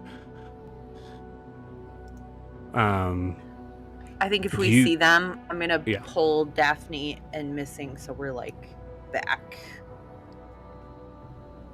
Okay. And normally Dean would have also slung back, but since he's clearly with the group, it's going to be less disturbing if I approach with the group. Well, someone needs to be forward because Jett will walk Tishian forward and Jett are. Oh, am I first? They're catching. Yeah, Tishian and Jett are catching up. Oh, in that as case, you guys are all backing up. I realize they're all behind me. I'll approach them directly. Okay, cool. Yeah, somebody's got to approach. So and the although the trident is actually as I approach them, given that he's already cast a spell and they're out now, I will lower it, but it's still in my hand. So it's clearly I'm not coming up as a threatening individual. As best I can. Sorry, friends. The bar is closed for tonight. No. That's a shame. I'd heard good things about it. Was there someone here specific you wanted to give a message to? Personally, no. I'm relatively new to town, and I'd heard good things about several places, and so I was wandering about checking it out. I've already been to, and I mention a bar that me and Vesper went to. The Foggy Flask. Okay, Foggy Flask.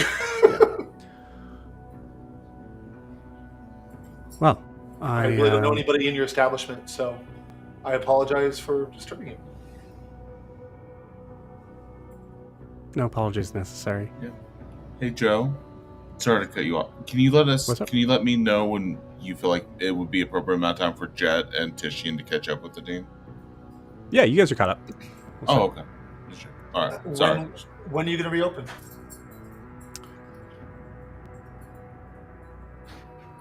For you or some of the people that are hiding behind you here? They're not hiding. They're just catching up, as far as I can tell. But... No. Ianthe and Daphne. Well, no, I know. Daphne. I know, but that's what pulled Adeem Ianthe. says because he's. Oh, okay. Right. He doesn't know that they're behind him, so he's like, hiding. They're catching up, as far as I know. So like, not even lying. Like it's like it's a huh. Well, at least 2 of your party know that they're not supposed to be here. I look back. Oh well. Party's a strong term for the relationship, but okay, I guess for me. What can I do for you, sir? I just wanted to know when your bar was going to reopen. You It's can been a come level. by. It's been a minute. What level's the person I'm talking to? That's why I keep on glancing at my clock. I'd say, well, it hasn't been a minute in game. Oh, okay. There's been a lot of above Almost. board talk. But I no problem letting you know. I'm just curious. Pretty much right at your level. Okay. So I want to know, like, is is it an even fight? Am I going to get my ass kicked if this happens? yeah, you see Eda is carrying a hammer that is looks to be pretty wieldy, pretty difficult for someone who's also dwarves are pretty small, pretty strong. I assume Anyways, it's not Sif's. So it is not Sis. okay, because if it is, that's a different conversation. No. So Very similar to the other 2 on the other side. okay. Yeah, I just want to know when the bar was going to open. We'll say tomorrow afternoon. Josh, okay. Well, thank you so much. You're welcome. I kind of look.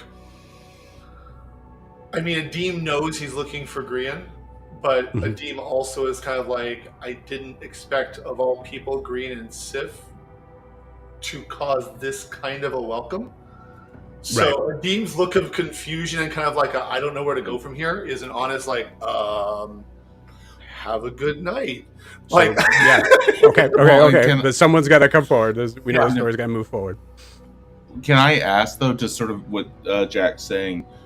Would we as players kind of be able to put 2 and 2 together that Grian and Sif are the cause of this? Because this feels like a shady town in general.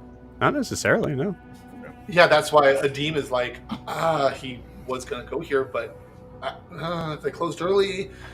They're supposed to be the good guys. Grian is one of the nicer people I know. Sif is an unknown element, but she seems super cool. Okay. So, if Titian's around, I don't want to cut in on Adeem though. Is Adeem probably finished, and if I see you come up, I kind of just turn, shrug at you, and kind of walk slightly to the side. Like if I see Titian want to talk, like I'll let him talk. Just Titian will walk by Adeem, and Titian will, because Titian was able to hear what Adeem was saying, and Titian's just going to say, "Oh, bar's closed right now." Oh, okay. Right. Hey, what's your name? You first. Oh, Grant. And what's your name? Jett would speak into whoever's mind that is, and say, would say, "We should be honest. I will speak." But actually, he would say first, "Don't." I'm gonna pause. I'm gonna pause you there, Nathan, because there's a level that you're kind of stepping on here. I think in that. Let's have because Titian is here in this. I hear what you're saying on that, and I think if you want to help out on that front, you can. But I don't want you to necessarily take over, because they don't know what you're doing in that regard, and that can become Understandable. So yeah, I will say if you want to say something in Titian's mind, you can tell like Titian who this is, as Eda looks at you and goes, "You can call me Penelope." Oh, fantastic. Hey, Penelope, can I call you Pen for short? That's a great name. Hey, Sure. So Penelope, we're kind of bummed to hear that your bar is closed, but that's okay. Irregardless, we had some friends that came around here, and we were sort of looking for them. We were wondering if you could help us find them. If they might have visited your bar before it closed down. Did you see oh boy. First of all, I think Sif was wearing their earrings when they left. Is that safe to say? Correct. Okay. Yeah. So did you see and Tishy's going to pull his hands out and describe Grian and Sif. Did you say a kind of guy-looking person, like ASMR, but looks like a guy, and he's like, really kind of handsome, but like he knows he's handsome, and also like another person that like kind of looks like a half storm giant, but it's not a storm giant because they're just regular height. And like Tishy's just describing them to the people. Yes, Grian is here. Oh, okay. My understanding, there's someone that is. A dean perks up at the name. My understanding, there's someone that you have in your. You know the whereabouts of someone that is underage. That is missing and needs to be returned to their parents. Adim looks like, oh, it's Elissa. She says is missing, looks at missing confused. He says parents and goes, oh, okay.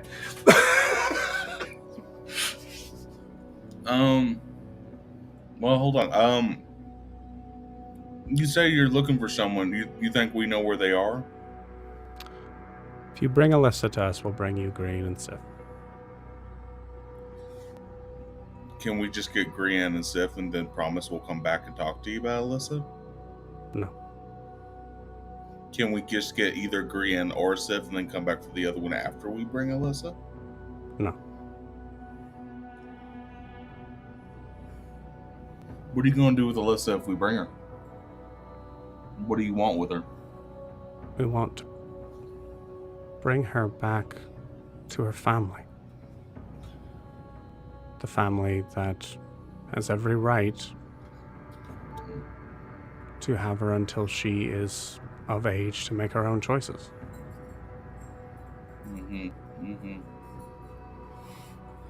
So you want to take her? Sizing up the bar and trying to remember how big Elissa's blast was. Not saying anything, just like, she's here. Can I just all cards on the table? What if we don't Please. Bring Elissa to you?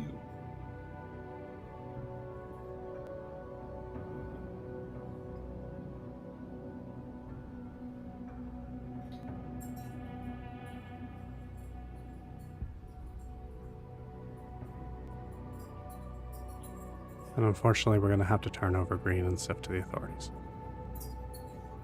And I don't want to do that.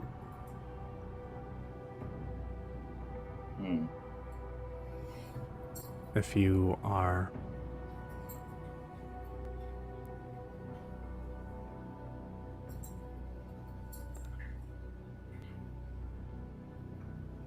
those are your choices, Mr. Grant. I want guarantee of safety. Tell me that Grian and Sif are still alive and safe right now. How can you prove that to me? One of us is not housing an underage child. So it'll be my word that will be trusting in this.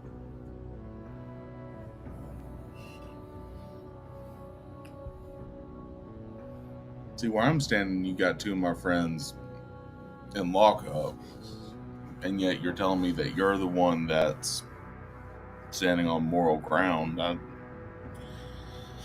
don't know about that.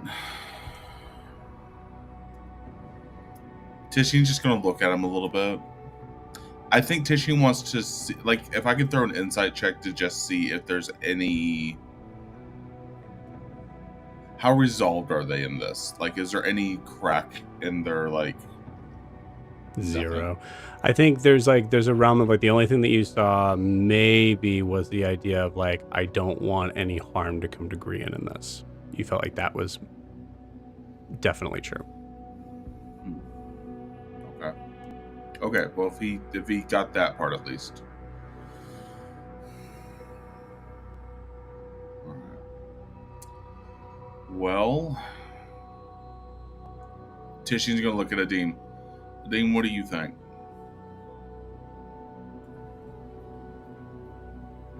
I look at them. Do they show any evidence of being deputized by any kind of official guard? Nope. I said, well, they're accusing us of kidnapping and they're guilty of the same, so I don't hold them in very high regard. Probably the same they hold us. And I kind of look over at them. If you would like, we could just call the authorities now. I'm not even listening to them. I said the second thing is that I wonder what kind of a hole she would put in this city. Looks over at Dirt. I knew it.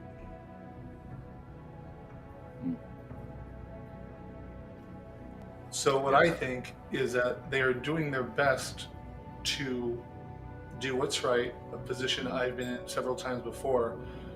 I don't think they understand the danger they're putting Dare's Wharf in. They also don't understand the danger Grafton will be in if Elissa's just returned there either, are they? Well, that's for Grafton to decide. Oh, sorry, we're not talking to you right now. I'm talking to my friend Adim. Give me a second, please. So, Adim, okay. Like, we've had to stop Elissa from blowing up, like, what, 4 times now? I will say at this point, if you guys don't involve her, she's gonna involve the authorities, which becomes very bad for everybody. Oh. Yeah. Yes, Penelope. What did you want to know? Nothing. If you want to continue, we can just call the authorities in. No, we were just talking. I was talking to my friend, over here, and do you know what did Grian tell you about Elissa? It feels like he's told you something. I've made your choices very clear, Mr. Grant. I will not be swayed in this. I have handled beings much bigger than you. I don't want to fight you, but I will, if that's where it comes to. I would just have a fight, yeah. I don't think we've gotten to that point yet. You brought 2 members that are known to not... You know that you're both not supposed to be here. Those are the rules. Missing speaks up at this point and goes, the person that made those rules no longer draws breath, so if we're looking to re-up on that contract, I'm here to talk, but I don't think that applies anymore.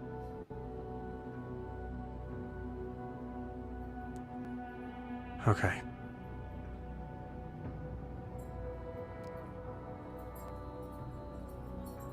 We can stay out here all night. What's your choice, Mr. Grant?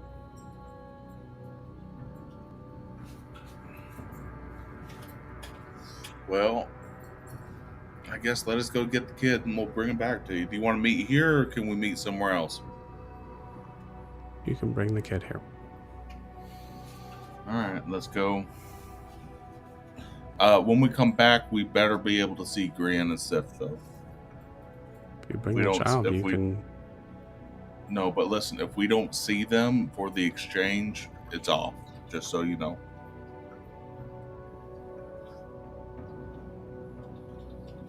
Oh, persuasion check.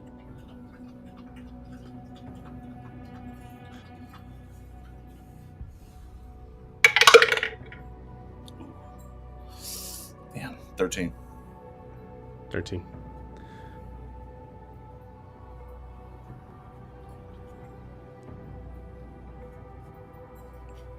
We are doing this my way or not at all, Mr. Grant. I assure you, I might be the last person here that would want to hurt Grian. Sif seems like a lovely individual. From my understanding, this was a choice that was made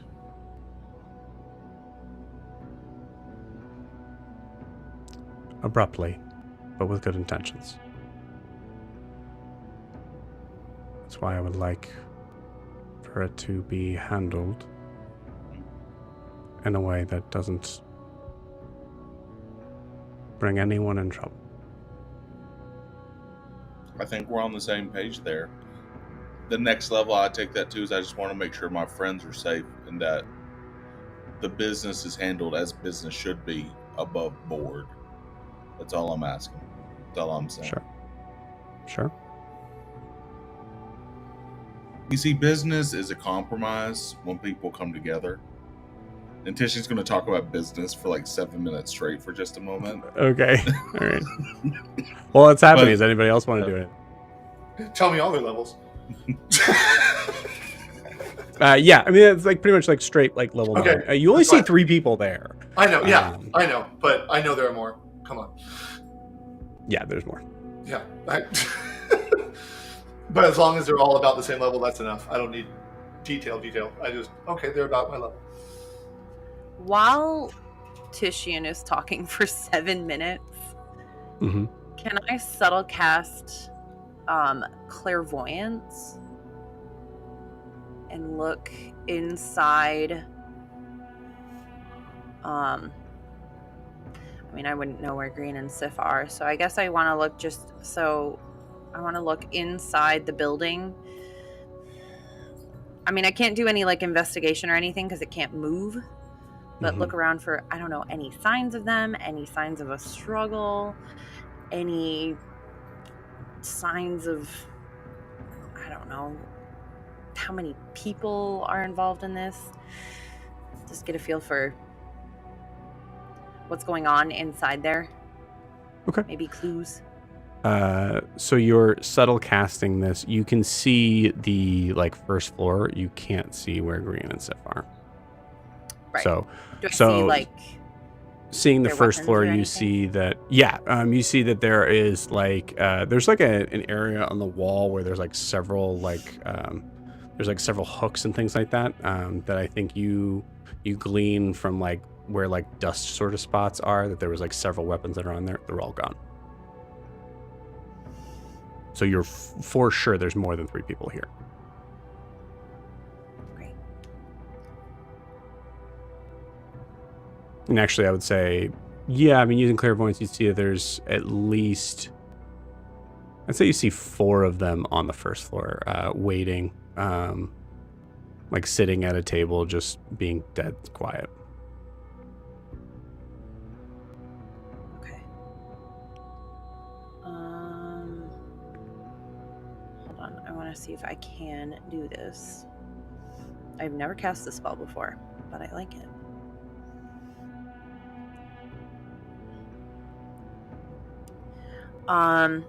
Can I switch? So it says as an action, you can switch between seeing and hearing Mhm.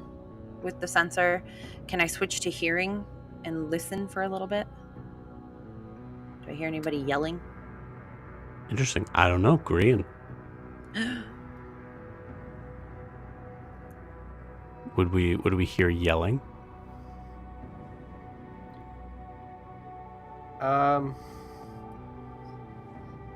Probably not, but there is a point of order, something I wanted to ask, but I'll ask Sure. it. Go for it. So if the dungeon dispels, or like not dispels, but like cuts off magic, like, does that include items and such as well?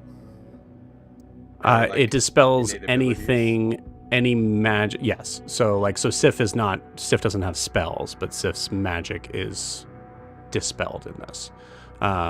The items themselves, you still have them as far as them having a magical sort of ability in here. There's you imagine that most likely it would be they're mundane in this place.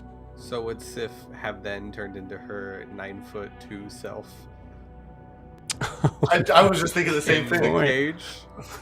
That's a good point. For the sake of because it's been truly like an hour of you being in here, we'll say it's slowly happening. Cool. That's a great point. Cool. All right. I have a counter up here that right now is at 3. Sif is at this point. You hear like a clink, Grian, from your side as you look over and you see Grian is not Grian. Sif is big enough to have noticed that the shackles have been broken off their arms. You see Sif just kind of. Okay, good. I'm about to have trouble ducking under the ceiling, so come here. And immediately starts to work on your shackles. So I would say, Ianthe, you hear a cling, cling, cling, cling. and probably just for the fun of the moment, just hear Green be like, little harder. What? I don't understand. Oh. He's like, pull a little harder. Yeah. Like downstairs, we're like, pull a little harder. Just keep going, a little harder. But Yeah. I hear James Ianthe and just- Green going a little harder, and she's like, I think he's okay. You hear Sif just like, yeah. It's just one word, I think. Just like. Amazing. So yeah, Ianthe, you hear that? Okay. I can't move it, so I just have to go off of what that is. Yep. So Do you do anything with that heard. information? Well, I'm gonna telepathically tell Titian. I think they're in there. I heard what sounded like a chain breaking. I couldn't see anything, but they're in there, and I think they're okay. Maybe we should walk away and come back, or what do you think? Can Titian respond telepathically as well? I'm not gonna lie to you. I can't remember what I don't people think so. can and can't respond to with me. Yeah, I don't think so. Okay. Well, if you're casting message, you could do that. I think message has to be out loud. Mm-hmm. Let me see. Yeah, it would have just been telepathic then, which you cannot respond to.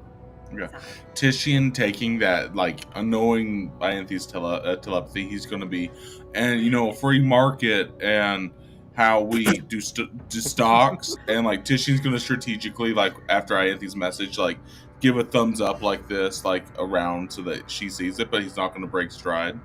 And, like, you know, dividends. And that's how business is done. I'm gonna say this. I think Dirt looks over and Jett to Jett, and you see a mumbling of words that you can't hear from your position in there. Jett, you hear a voice in your head that goes, "So what is your part in all this?" Jett would reply, and he would basically just say, I met these people and they've hired me to do a job, and then I ended up here with some stuff I didn't know. That I got rid of your alarm spell. I'm sorry. That was me. My bad. That's a lot for a message, I think. Is it? Well, I mean, I can speak telepathically, and we can speak. Oh, back good and point. forth Yeah. first, So I would just, and that's just, again, it's not magic. It's just what I do. It's the gym dragonborn. It's just what I don't care. do. Hey, it wasn't my spell. I'm just saying, you guys, you know that they're harboring a kid. I do now. I didn't know that beforehand. So maybe you're on the wrong side, friend. Well, maybe, but I'm in this for something a bit deeper than harboring a fugitive. And not in a bad way. Something morally right, but you know, sometimes you have to step into the shadows to do the right thing. Well, all the more reason that you just get them to handle this small rat thing so you can do your big rat thing. Right? Maybe, but I don't really want any part of any of this conflict. I'm not Hey, I'm listen, not a man, conflict person. I saw that changeling over there full on just stab someone up through their chin into their brain without a second's hesitation. I also don't want to be a part of this. Yeah, I agree. That's probably the least trustworthy person out of all of this group, right? Truly terrifying. Anyways, I know. I thought he was going to kill me. That's why I'm still here. Cool. All right, so cutting back to that. What are you guys Here doing? we go. Business. All right, we'll be back in. I guess give us hopefully 3 hours to. You got to give us 3. Give us 3 hours. We give us 3 hours. That was the DM saying the counter's gone down to 2. Oh, okay. I thought you did that. Something else. And yeah, we'll be back. All right. Titian turn around and start walking back to Ianthe and Daphne and Missing and whatnot. Okay. Oh, one thing before I stop talking to Dirt, I would tell him the rumor of what happened between Gerard and whoever else, because I know that he that's something funny that happened, and we're just having conversation. Oh, okay. Yeah. Yeah, so I'd just be like, we're just hanging out, you know? We're trying to stay out of it, right?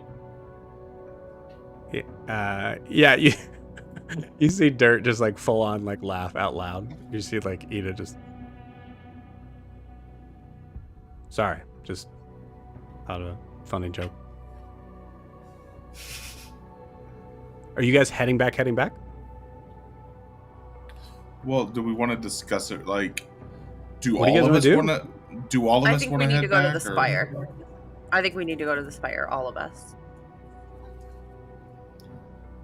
Yeah, I'd be on board for that. I think we need to discuss this out. I do want to clarify with Joe that counter is for Sif growing in their cell. Is that Right, but this is what I'm saying above board. You guys don't know that in character, right? So Sure. like in character, what would you guys be doing in I this just moment? wasn't clear what that counter meant. Yeah, I mean you don't. You don't. We don't know. I don't know. I think we should go back to the spire. Titian was just trying to buy time for us to discuss it and possibly come up with a plan. That's all he was doing. Okay, so you guys heading back now? To the Cool. spire. You got it. So we're gonna move down to 1. Grian, you are now free from your shackles. You can feel as soon as you start to try to cast something, you still can't cast anything in this room. Grian, give me a perception check on this room. Low DC. It's a nat 20 for 24. 24. Cool. Incredible. Cool. With a 24, you notice that there are so you see that there are bars here are looking like a basement window sort of thing. And there's like some short like iron bars that are blocked off on the other side that you can see looking at Sif, who is now almost full height. You notice that with a nat 20, I'm going to say that there's an area where you notice the plaster has a big crack going down the wall from that one bar. And the window looks big enough that if it were to bust open, she could Honestly, get through Sif can't. You can. it. Okay.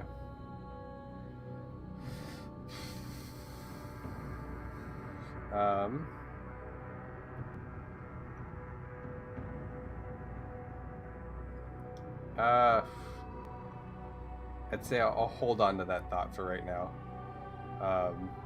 Okay. It's I mean it's on you unless you want to just wait until they come down the stairs and see you guys not shackled. There's a time sort of limit here where you have time to think, obviously. Yeah, if you want, we can just go to break now and just 'cause thinking about it. If we both can't get out, I wouldn't want to like. Yeah. leave Sif in that You'd situation. also know that you're running out of options.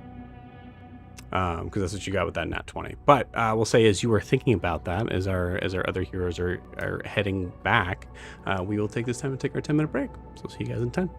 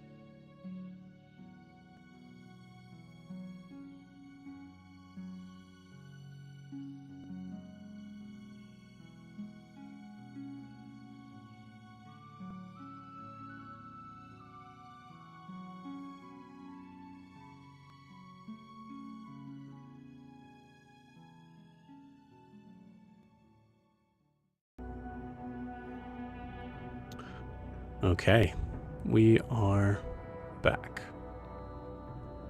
Grian, you notice this Sif does not, as far as that mark on the wall. Yeah. Hey Sif, you see right up there, and he'll point to the mark on the wall. It looks a little weak in that spot. I think if you yank on it really hard, it might give way. Yeah, okay. If this works, I don't think you should make a break for it. So she's gonna make her first athletics check. That is a let's see, it's advantage when she's raging, right? Just make sure. Oh no, this is just in general. Great. Man, an 8 and a 4. So this first round, nothing. Second round, she's able to go again, but it's going to be clear that if she gets this open, you have a split chance to take off running. So is that what Grian's planning? No. Okay. All right. Her footsteps. That is a... Jeez. Go ahead and roll initiative now. I rolled a 3 and an 11. It's a DC 20 to get this thing down. Oh, it's okay. I wasn't gonna go anywhere. I was gonna have her. I'm saying roll initiative because this would now have to happen time-based, right? Got it.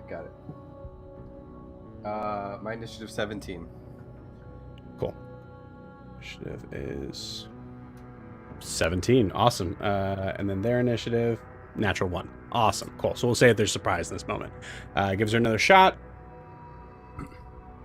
Natural 19. Cool. Second time, is able to kind of pull it off at that moment.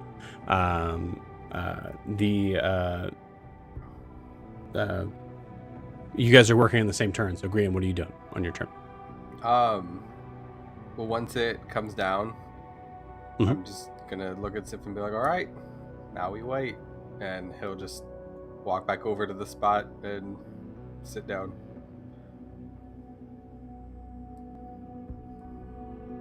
Okay. I need everybody to roll me a perception check to see if you even heard that. Can I just... I'm listening and I'm just sort of clarifying. Did the guards not see Sif tearing that down just now? Is that what you were having them roll? Nope. This is inside. Oh, as far as like the compass? Yeah, the compass saw that for sure. Yeah. Okay, so the compass saw Sif ripping that down. Yes. Okay. I got a dirty 20. I don't know what I need, but Cool. Ooh. Yeah, I got a nat 20. Nice. Okay, cool. So with a nat 20, you guys hear a crash, we'll say about maybe 60 feet behind you as you guys are making a full turn, just leaving. So you guys are about 60 feet away. Grian, is that the extent of your plan? I mean, part of that would be Sif, just telling Sif, like, just sit down. I'm not going to leave you. But I want to show them that... I need to know when I'm rolling initiative. So is there anything that you were... No, like, that's it. That was his plan. Okay, cool. Awesome. Just all crack right, gang. it open and be like, not moving. We're not going anywhere. I mean, assuming you guys wouldn't just be like, we hear that and go like, whatever. Right? With a nat... With the... Or how... did only You guys are killing me. It's a nat 20. You hear the wall coming down. But what I'm wanting to know is like, is it? Yeah. Can I hear it clear enough to the point where I can pinpoint where it is? Is it like ocean? Yes, side? absolutely. Okay. Yes. That's No, what I was wanting to it's definitely happening. We'll say it's definitely happening in the building, and you know where that building is. Because my intention is that, from what I understood, even if that part was broken, Sif couldn't get out, but I could get out. Correct. Right. And then I'm not leaving Sif behind. Okay. So My plan. So your intention was make a noise so they can come get you. No. So what is your intention? I'm confused. My intention is to be like, we could escape, but I'm not going to because I'm trusting you because you're family. That's but they haven't absolutely been down there enough. that's absolutely not how they're going to read that. There's no way. They just had people come to try and get you, and are now starting to walk away, and that would be a signal for them to be like, no, come get me, I'm here. Do you get what I'm saying? That's why you want to check with your DM beforehand on that stuff. Right, because Grian has no idea that they're even there. So yeah, that's fair. I'm with you on that. So I'm assuming you guys are going to go try to get Grian now, but that's up to you guys. Again, I want to clarify. Do we all hear it, or is it just Titian? I think just, well, you got a dirty 20. I'll say a dirty 20. Dirty 20 hears something, and nat 20 hears definitely from that area. Okay. Well, then with the dirty 20, I'm gonna look. Like, what was that? Yeah. And I think you just see dust sort of settle. It doesn't look like it was like, it's not like a hole is there right where you can see like Sif's face. Are the three of them still on the porch or the stoop or on the street? No, they're all inside. They all kind of like went back inside. I look at Titian. I mean, shit. Should we? I guess let's go back and get them. This is weird. Okay, it's your choice. Yeah, I mean, you guys had an agreement sort of set here, so there's a possibility that you're, I prefer getting Elissa. Honestly. Okay. Yeah. Can we just talk above board for a second, out of character? Yeah. Because the things it's hard for me to. I'm just having a hard time picturing it from the standpoint of where the hole is. Oh, you don't. I'll say, even with a nat 20, you don't know where the hole is. You know that it happened in that building. Okay, that's what I need to hear. Okay, so I just hear rustle and a hole being built, some sort of hole sort of situation, or some rustling in general. Well, no, you hear. Yeah, you hear a wall, like a part of a wall being pulled down. So it's definitely like nasty crunching sound. Sure. Okay. Above board, I guess how many of us would want to go back and try to rescue Grian from that moment? Because here's the thing, as a character, I don't want to just rush in and then make this decision for everybody. Mm-hmm. As a player, I do not want you to.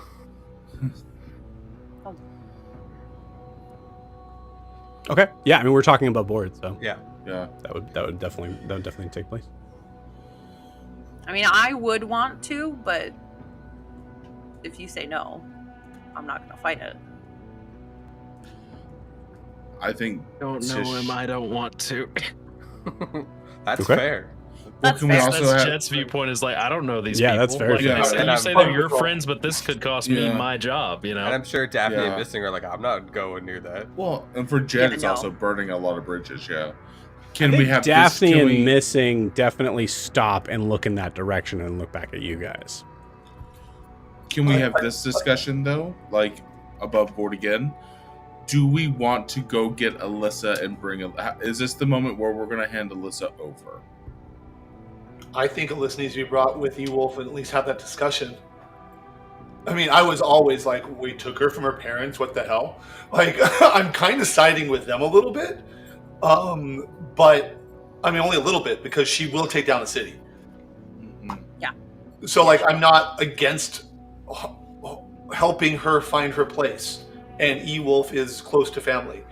But, I mean, I get that this woman has a point. I don't think she gets what she's getting into. Oh, she definitely doesn't. She has no right. idea. So, she has no idea. Yeah, so I'm willing to be like, meeting of the minds. Let's... That's why as Grian, I was like, if you're going after her, good luck. Like, but you didn't say specifically. You actually specifically didn't say what happened. Right? Yeah. No, I specifically was like, good, nice knowing you. Good to see you. This is goodbye. All right. Yeah. All right. I specifically worded that. Outside of it, it's like, I don't know anybody here. I just found out that the people who are trying to hire me to do some crazy thing about fighting an army also kidnap children, and they torture people. A child, one. Just But one. that's what I've heard. You know, that's Just all one. I've got out of it. So it's All right. Just one. I have Cool. no skin in either bet. Whatever you Sure. guys choose to do, I will decide from there. Sure. All right. I am good as a player getting Elissa, getting E-Wolf, bringing them back, and Yeah. then where that moment is in PC with PC, you know, all that. Like, I'm good with that moment. Like, whatever sort of resolution comes for that, I'm okay if this is the moment where Elissa goes home. Like, I'm good with all that. Gotcha. Okay, cool. So let's say that. Like, so if it comes to a point where it's like Elissa goes home, give me a thumbs up if you guys are okay.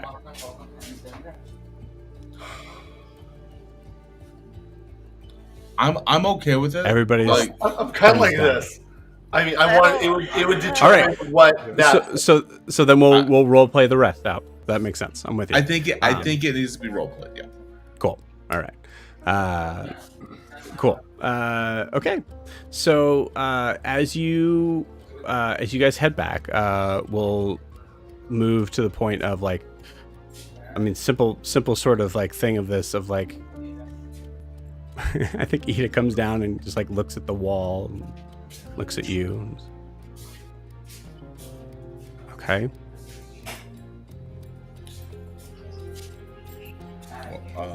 We're not going anywhere because I'm trusting you. Then why did you take my wall down? Why did you chain me to the wall? I charged like $20 for that.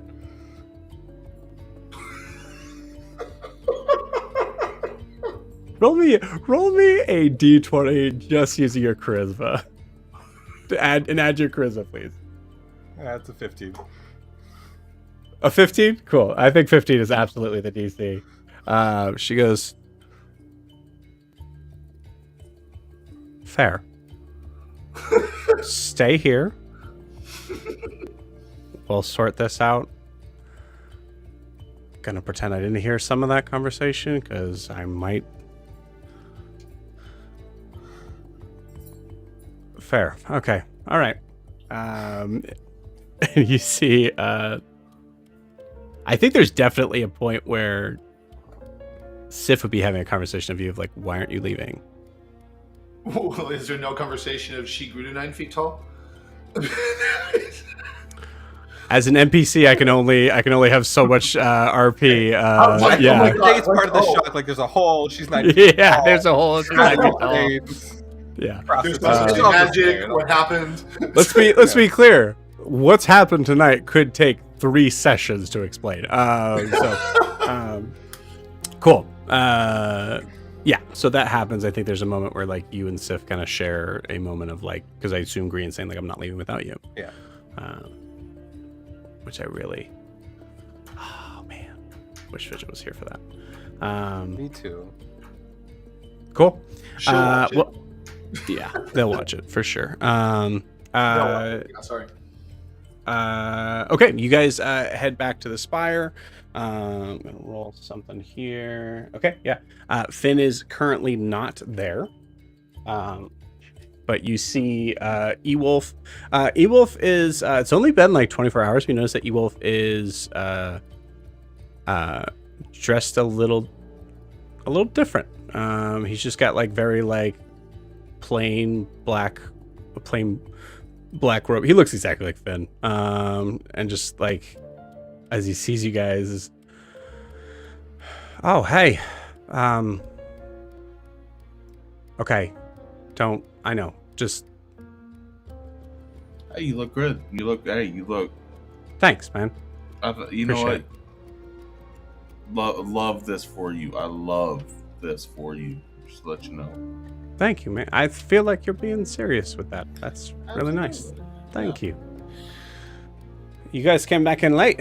Alyssa's been asking about you. Yeah. We kind of need you and Elissa to come with us for a thing. Okay, sure. Well, Hi, Anthony. I Yeah. think first we need to What a have great Tishian send up. And Anthony? Thank you, Titian. Thank you very much. We need to have a talk, all of us. Okay. And I think All right. I think Elissa should be here for it. Is she upstairs? Yeah. I mean, you want me to just I'll go. bring her down so we I'll can? go get her. I'll go Okay. get her. You head upstairs and you see Elissa is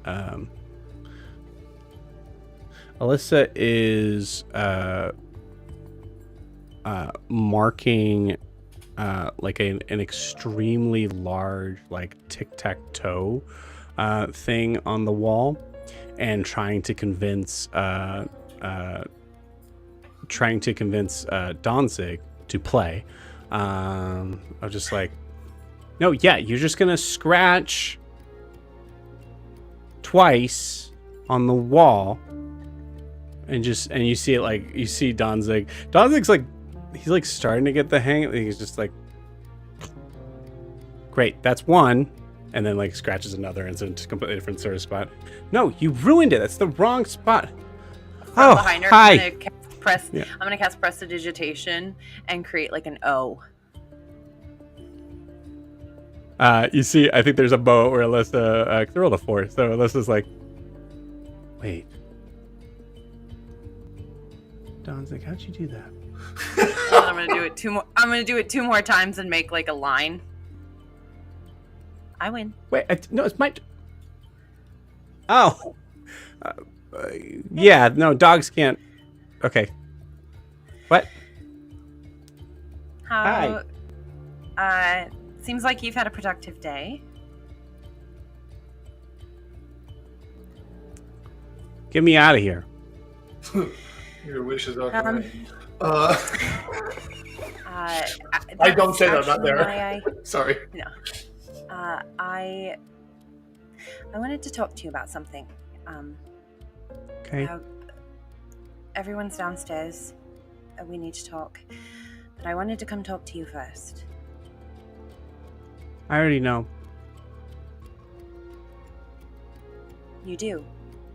Yeah, he's been talking to me. Who's been talking to you? Who's been talking to you? Not a he. Oh. Bix. Yes. So he told me. It's okay. I get it. Titian said he's alright.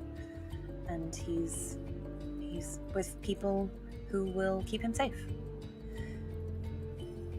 Yeah. Which leads me to what I need to talk to you about.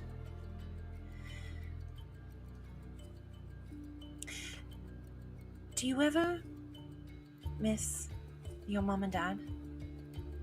Or your home?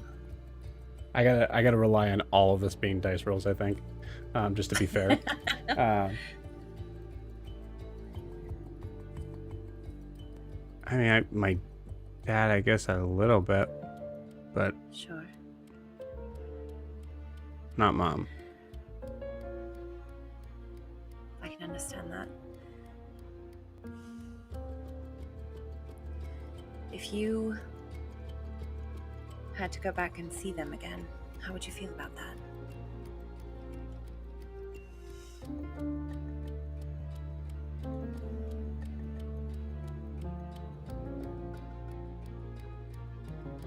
Like for a visit? Possibly. Possibly a long visit.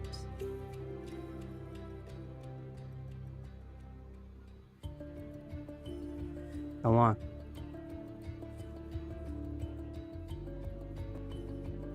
A few years.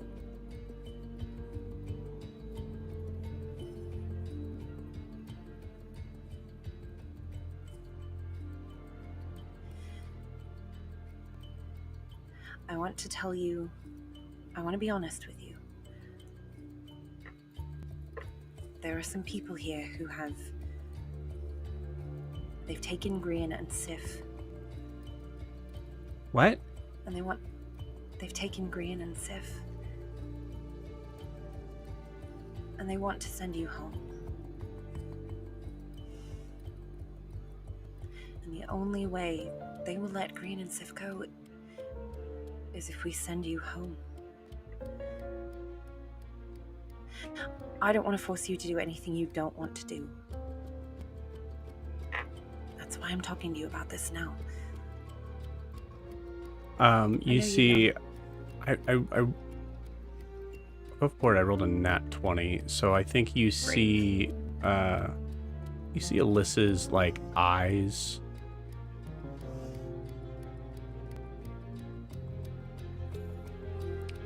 Her eyes usually have this deep sort of like brown to them. You notice that you see like little like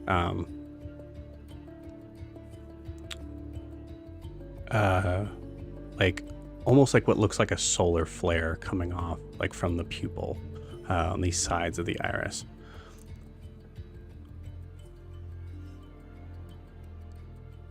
Where are they? We'll go see them in a moment. Remember to breathe. Roll me a persuasion check.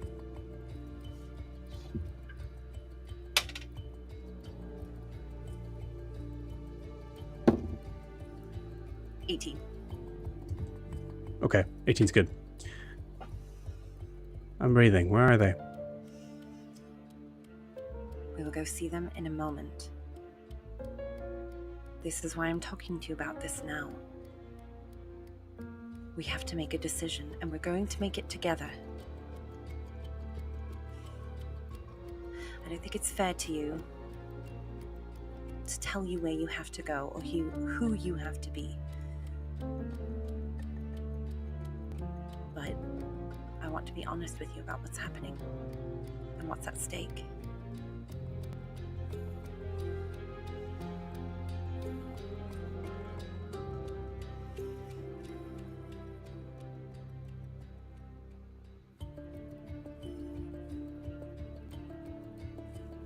Okay.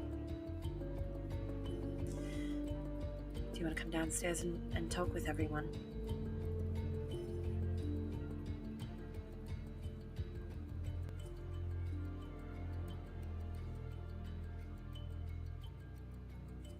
You see her grab her things, and including the wooden wand that Bix had given her. You notice that it is not on her, as it was. It looked like it was kind of an area right next to the wall. It seemed like she had it out. As she comes downstairs, she sees a bunch of people that she doesn't know. Did they take Grian and Sif? No. These are friends of ours. This is my sister Daphne, and our friend Missing, and our new friend Jett. Is that everybody? Did I miss anybody? I think that's everybody. I think that's everybody. Yeah, I think yeah, it is. You got horns coming out of your head. I do. Everyone, cool. This is Elissa, who I want to make very clear is not here against her will. Well, she's in this building. Yeah, I don't want to be she here. Doesn't want to be. All right, you're not helping. Oh, sorry. I do want to be here if Grian and Sif are here with me. Has anybody told Jett about Elissa, other than like vague bad things happen? Okay. Nope. Actually, that's a good point. Jett, roll me an Arcana check. Well, also, I mean, when I was having the conversation with Tishian, I know they were talking over me, so they may not have even heard, but I did mention I wonder how much of a hole she would blow in this city. Yeah, that's what I'm saying. Yeah, I think you heard that for sure. I mean, I I was doing that on purpose. I got a 25. 25. Holy cow. Cool. Jett, I need a That's my good skill. Constitution saving throw, please. On save. Ugh. Okay. If you're within 10 feet of me, you can add 4 to that. Also, you Oh, are. Okay. Thank you. Yep. You said add 4? Mm-hmm. 15? 15. Okay. That did drop the die, the type of die down 1. You take 5 points of psychic damage as you see something that you truly have never seen before. I think for Jett in this moment, it's not something that really makes sense. And I think there's a way that I think I can explain it best. And I think, Nathan, you can kind of choose how Jett would sort of take that. You get the feeling that in this moment, as you all know, Elissa's clearly angry. In this moment, Jett, you're not entirely sure you could survive a detect magic from her. As in, she's too powerful for me to see what she is? Yeah. Noted. And she injured me just by looking at her. Yep. With your Okay. with your already innate sort of Yeah. hold on 1 second. Now keep in mind, she wants to be with us. So What does Codex say? Yeah, that's exactly. I was just closing the door. But yeah, Codex, you hear something from Codex goes, "It really does exist. Do not let this girl out of your sight." Jett knows that Well, he's going to be find out. viewed as crazy for speaking out loud. Mm-hmm. But he's going to say,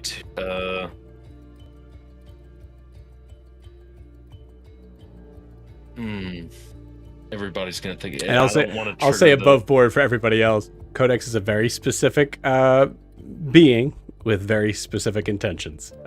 So this is not the DM just like purposely throwing a monkey wrench into this. Okay. You mean the book that wanted him to burn down a school? Yes. And That book. does Codex only communicate via telepathy, or are we Codex able is to hear them? basically a Only familiar Jett that can speak back and forth telepathically, but it refuses to answer me unless I speak out loud. That's the whole thing. Fun. Okay, Um, just want to make sure. What a butthead. Well, how would I respond to that? He I would will say- I mean, like, Good. I think like just like general insight. I'd probably have you roll an insight check on this, but I think you'd be fine.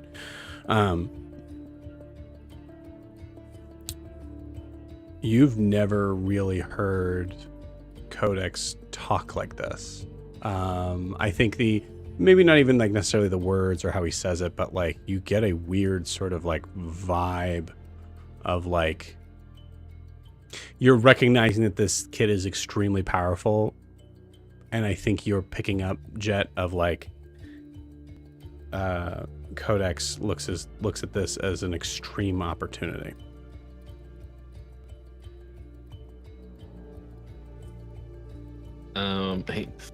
Speaking out loud, he will say, "Yeah, this is difficult. How do I get the information I want with also not upsetting the child that is also a nuclear warhead?" Yep. Welcome to New Moon, buddy. Welcome to New Moon. Truer words never spoken. now you see our conundrum why we just didn't give her up in the first place. Yeah. Yeah. I would attempt to speak telepathically to Codex to see if he responds first. Sure. I would say, "What exists?" And if I don't get an answer, I would say, Wait. I'll roll for it. Because I think even Codex would be scared of this, right? That's truly a nat 20. Again. So you hear Codex say to you,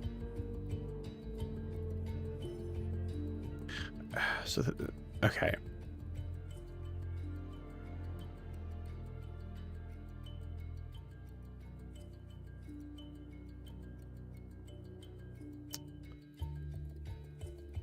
I'm trying to think of how to look at this. I think Codex responds to you in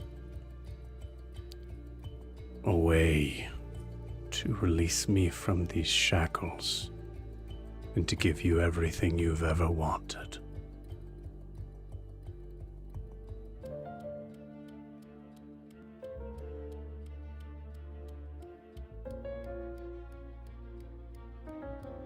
He will just speak telepathically. Noted. And then he's gonna give the nasty little Cheshire smile that he has, because like he knows that you smile around children, but his is like crocodile teeth and ugly. So he's gonna like smile and try to make faces and be nice. But he looks hideous. Okay. Right? Yeah, come stay over here by me, please. Okay. This just walks over there. Of which like Jett is like looking at like not physically looking at like Elissa in this way, but like just like feeling this surge of like psychic heat. Starts to move a little bit further away from you, and you actually feel a little better. Yeah.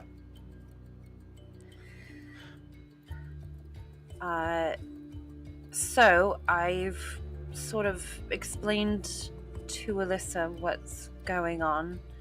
For your benefit, there is an organization here that has taken Grian and Sif and will not return them or release them until we give them Elissa to send her home. Please don't look at me like that. I know.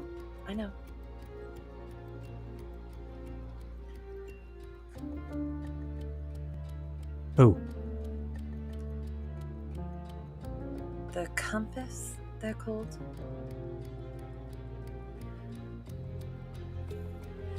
I've never heard of them. I hadn't either, but they're very real, and they very much have Grian and Sif. So, the question is, one, with discussing with Elissa, do we send her back to Grifton? Or two, how do we break Grian and Sif out of this compass? Well, I'm sorry. What? Are these people with the authorities or anything? Specifically not. They did Adim threaten puffs a little to... bit. So, why is the answer unequivocally not no? Grian and Sif are adults. They made their own decision. We're going to give up a child to people that we don't know, then assume that they're going to send them back to Grifton? I mean, he makes a good point. I was thinking more along the lines of, you should both come, we should discuss it with them, and they should understand the folly of their ways. I was not happy with Elissa being with us at first. I look at Elissa and say, no offense, but now I do think it's the best for all involved, including Elissa. And I'm rather fond of her. And what's best for Elissa is the most important thing. And these people... And why should she be know running that. from people for the rest of her life?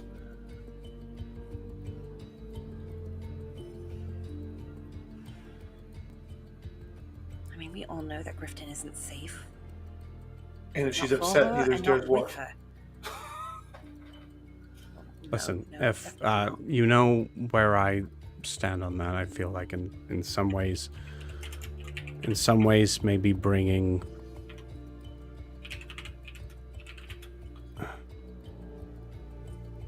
I guess bringing her home would be good.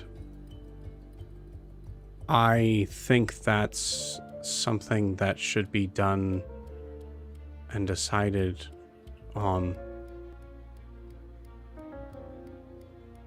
by all of us, including Elissa, rather than some people that have some of our friends hostage. Which is an excellent point, which is why we're discussing it all together now.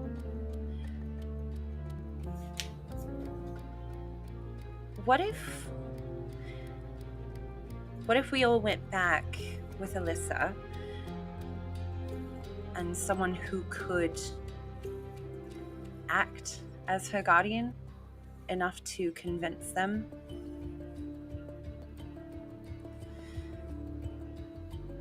What if I disguise myself as her sister and tell them that I will take her back to Grifton?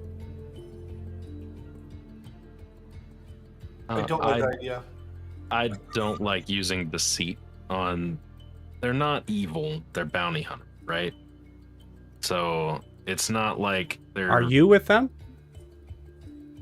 Me with the compass? No. My only They've attachment is I kidnapped trade two of our information. friends. So I my don't take know on any them of being evil or not is a bit biased. See, and I completely understand where you're coming from. I don't have any attachment to them, but I also have not met the people, and I live here and I work here. I'm a professor at the Alcove. I would lose my whole livelihood if I tried to break someone out of prison, even though it's not really officially prison. They're not imprisoned. They're being held against their will by people who think they know best for somebody when they don't. They think they're doing the right thing and they're not. Quick question is, does Elissa's magic seem to come via bloodline like a sorcerer? It seems sorceress, yes. Okay, noted. I mean, I just don't. I don't think they know. Oh, go ahead. Sorry, I thought you were. Go ahead and finish your thought, Jett. Jett would not.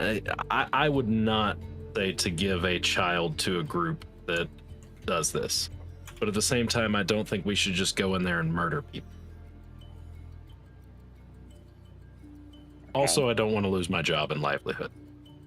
Fair. Yeah, I don't, sorry, I don't know you. I don't care about your job. What could we take them? You see Elissa also speak up at this, go, yeah, oh, fuck yeah, can we take them? Sorry. Yeah. Adim speaks up and says, the three that I saw,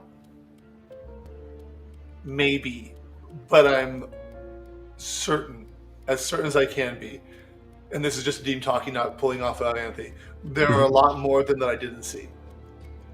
I It would didn't be a get exact bloodbath. numbers, but I am also certain that there are many more than 3.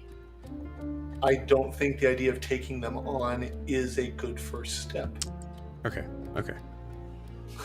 Could we give them? I kind of like your idea, but I don't know if they'd know who the sister is. Could we give them, though, let's say another child? Now hear me out. I'm not saying an actual child. I think everyone in the room is looking at Titian like, what? Yeah, I'm like, Including Elissa, by the way. Actually, no. Alyssa's all for this plan. Never mind. Alyssa's like, yeah, just another kid. Let's just find it. I could go out and find someone that I could find some kids to play with, and then I take one of them and we bring him in and go like, hey, you're going to Grifton, and then just send them. No, you keep that thought to your. I'm thinking. No, that's Elissa. I appreciate. We're on the same page. We're on the same section of the library for sure. I mean, I wonder, could we like find a nice?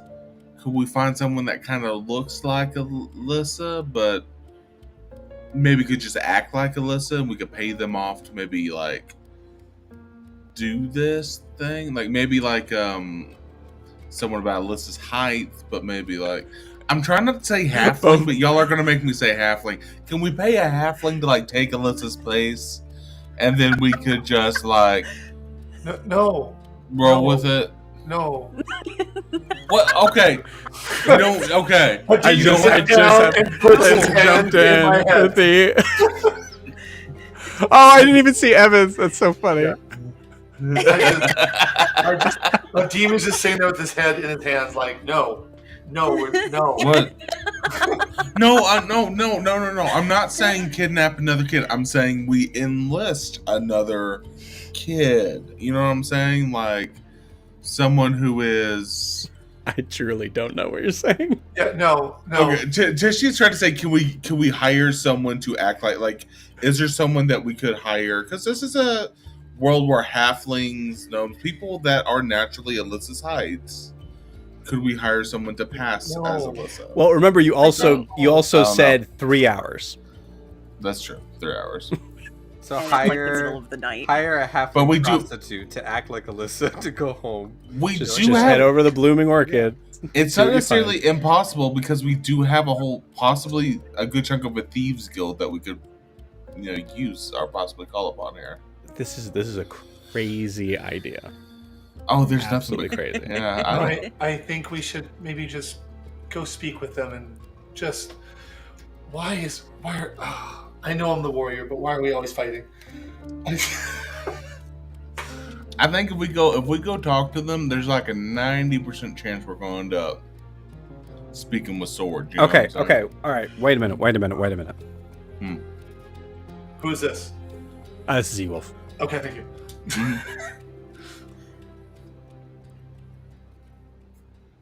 I go with her.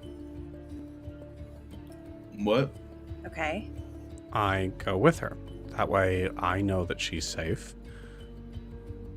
There's at least someone who is skilled in combat to be able to handle if things do go south. And if they are true to their word and are sending us back to Grifton, I will just make sure she gets back to Grifton.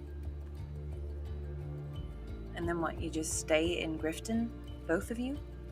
I mean, is that what either of you want? I mean, Wolf, can you even go back to Grifton? Didn't you? Don't you think they'll be looking? For You see him look at you in a way of like, stop talking. Because Elissa does not know that.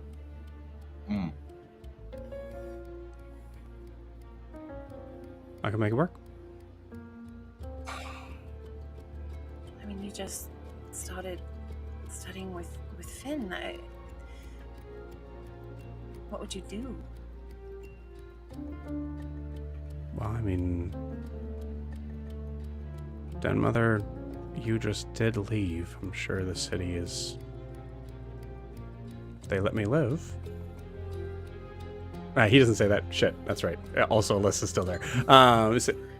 If things turn out well, maybe I could learn my healing the old-fashioned way.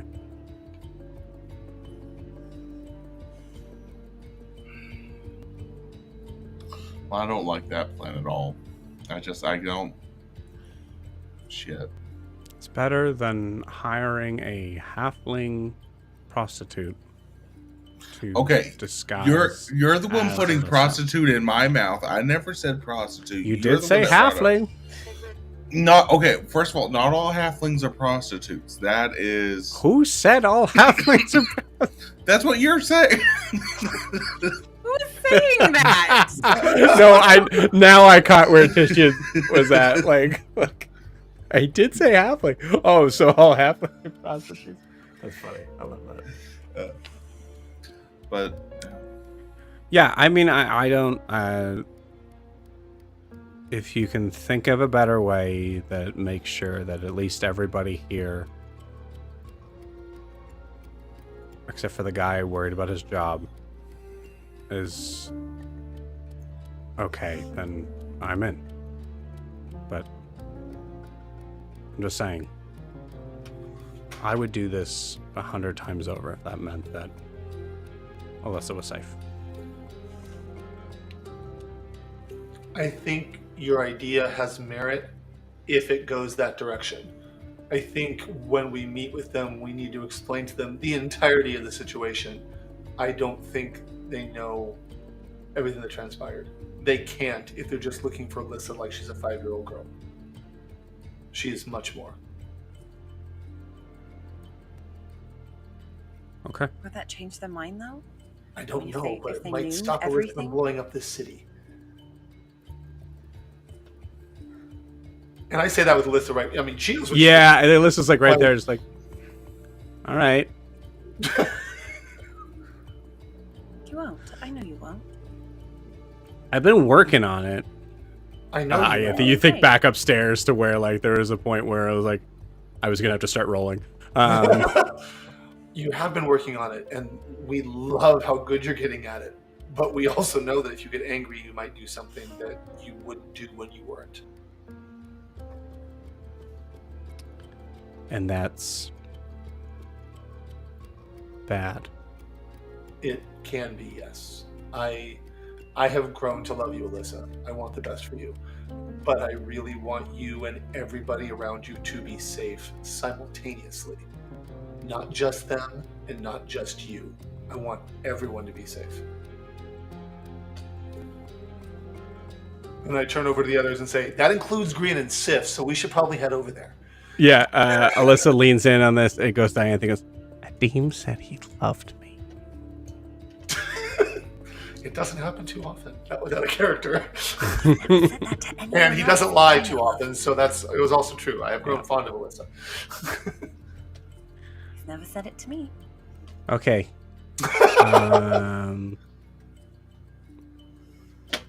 Well, you're like What an do you adult. think? What? What do you think? I If it think was to keep everyone safe, would you want to go home?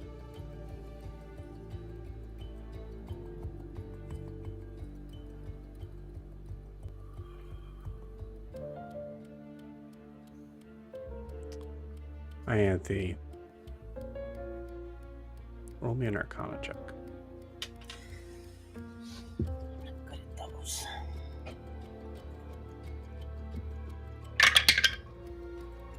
Uh, 18. Right? I think there's just a flat roll for me. Yeah, 18. With an 18, looking at Elissa,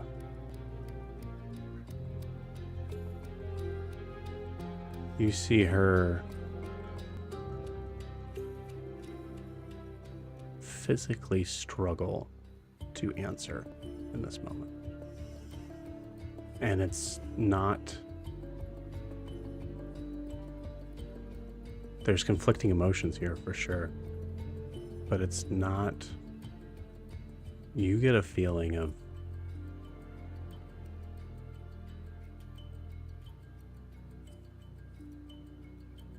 what she's fighting is not her emotions, but something, someone else.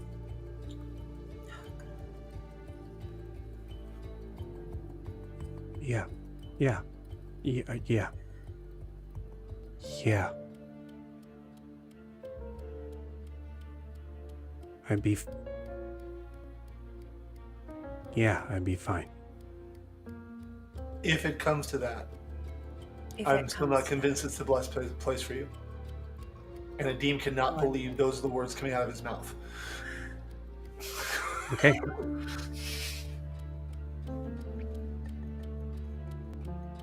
All right. I want you- Anything else? We don't want to send you away, but like Adim said, we have to keep everyone safe, including you and including Grian and Sif.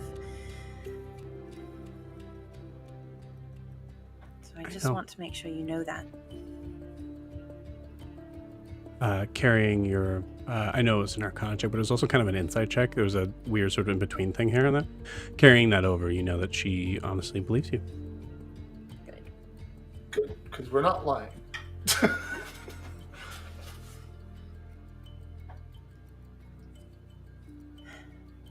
Okay.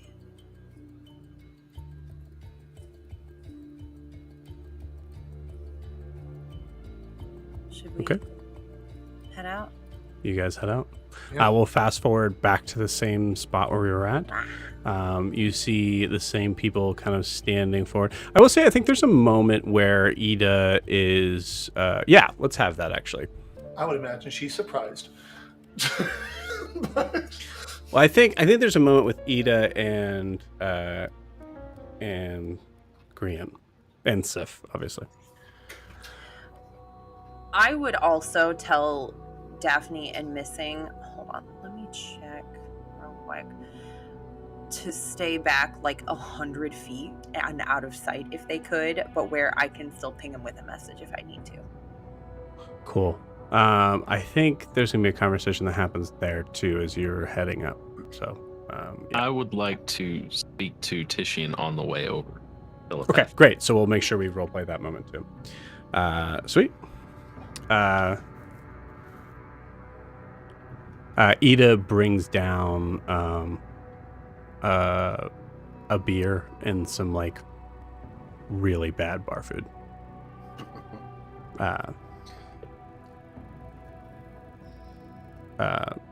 To both you and Seth. Thanks for the beer. Yeah.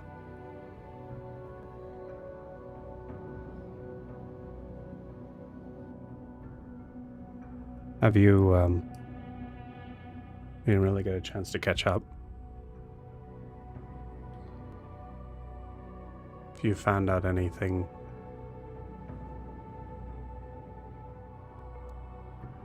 more about, you know, people that killed your folks? No. I saw one a few weeks ago.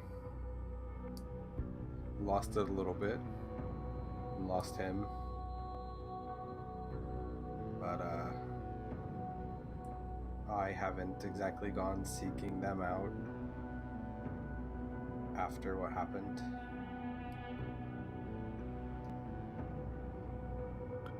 If it makes any difference, because I believe even on this side, everybody is allowed to have their moment of revenge. I do know where they're stationed in general.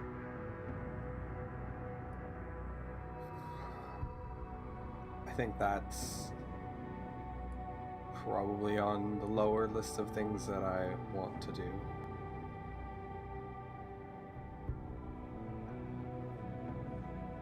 I'd rather just stay away from them for now. Find my first thing first, you know. Should I get out of here? Friends seem like they care about you. They were here?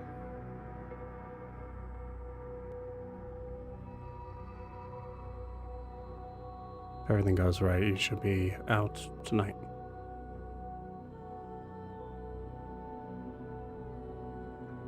Unless you think there's any reason they wouldn't be trustworthy. I mean, I've trusted them with my life quite a few times. They're not bad people at all. I've actually really enjoyed meeting them, and they've become sort of a makeshift family away from here. And I think you know how much I've needed that. Glad you've gotten it. And I want to believe you. So I do.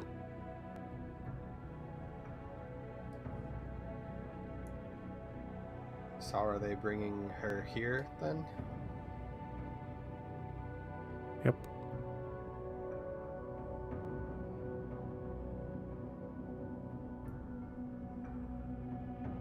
Even in here, I want you to know that I harbor no ill will against you. You're still like an aunt to me. This place is where I grew up. You know, for me, you'll always be family. And for that, I don't know if bringing her here is the best idea. What aren't you telling me, Grian? He's gonna look over at Sif, who's probably sleeping because she's got like 15 Yeah, let's say HP. she's sleeping. She's got like Yeah. 15 HP. Yeah.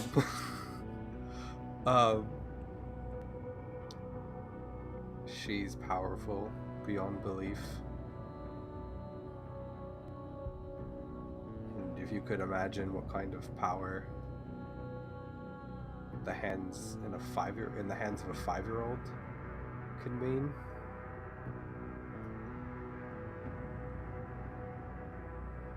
I just don't want you. I don't want to lose you the same way I lost them. I don't want to see this place burn down to the ground again. Or like Marigold was. Okay.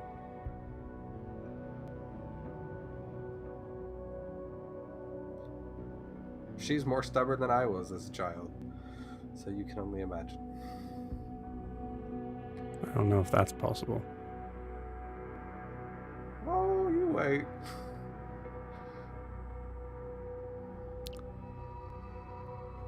So, in the interest of making sure that everybody gets home safe,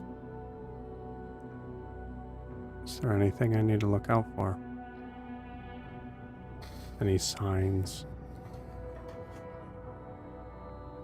I would just don't make her angry.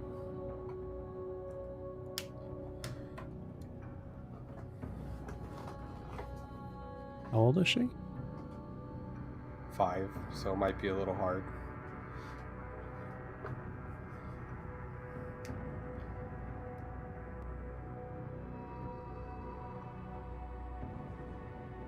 Well, you mentioned the explosion in the town.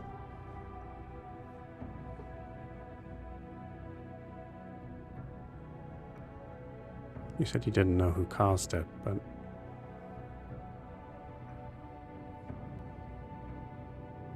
is that true?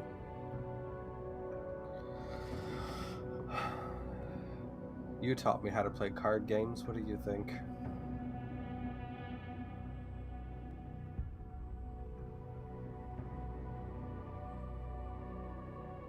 Well, if you ever do get picked up by the law, you'll be absolutely fine. She's not a bad person at all. She's sweet and caring and loving.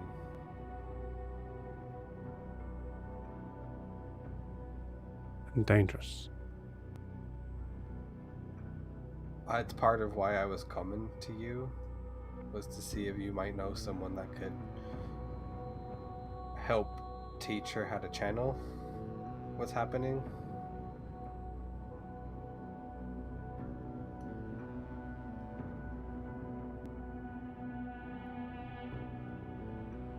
I see.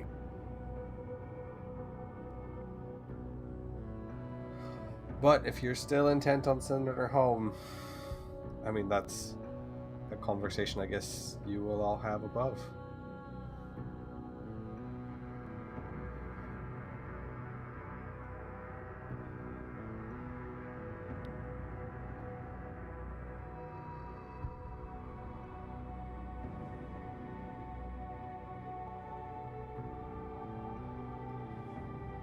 I mean, what other choice do we have, Grian?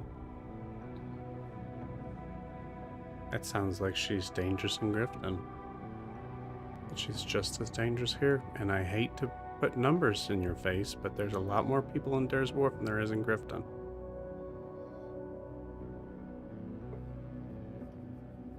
I mean, like I said, the ideal is that we could find someone to help her channel this so she's not dangerous. I mean, I can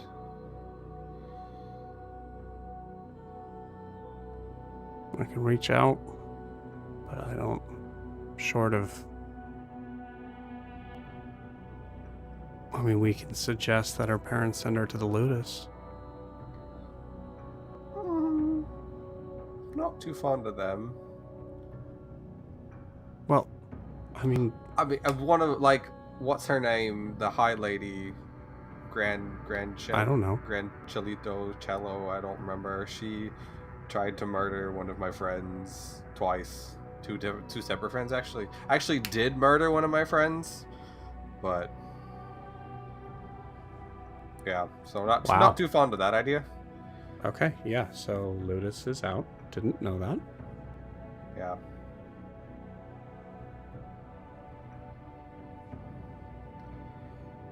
We have to send her back. It's just... In the meantime, I will make some calls.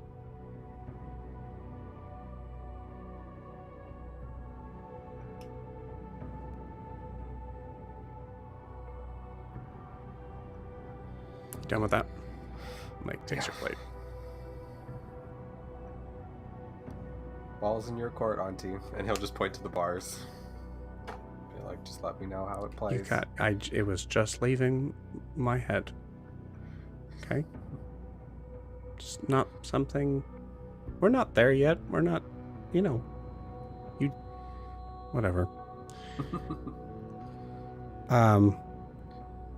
I will talk with them. And as long as you can promise me that you're not going to do anything rash, I would like you to be there.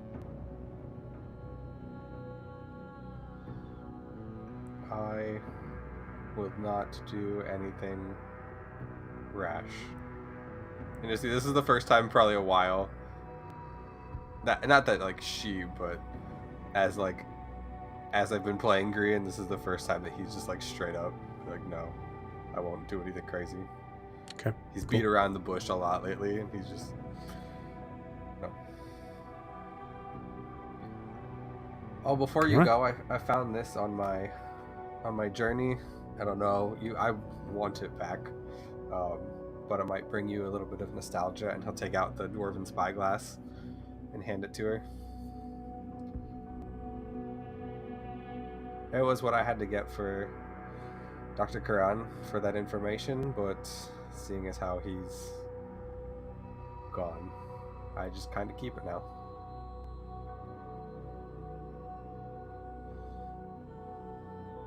He was very useful and a good man.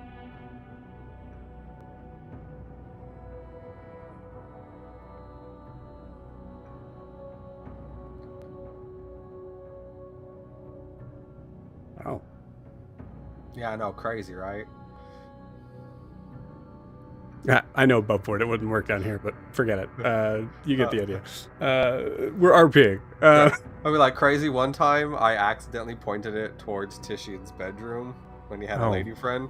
Gee, okay. My all right, complete click, bad. gives it back to you.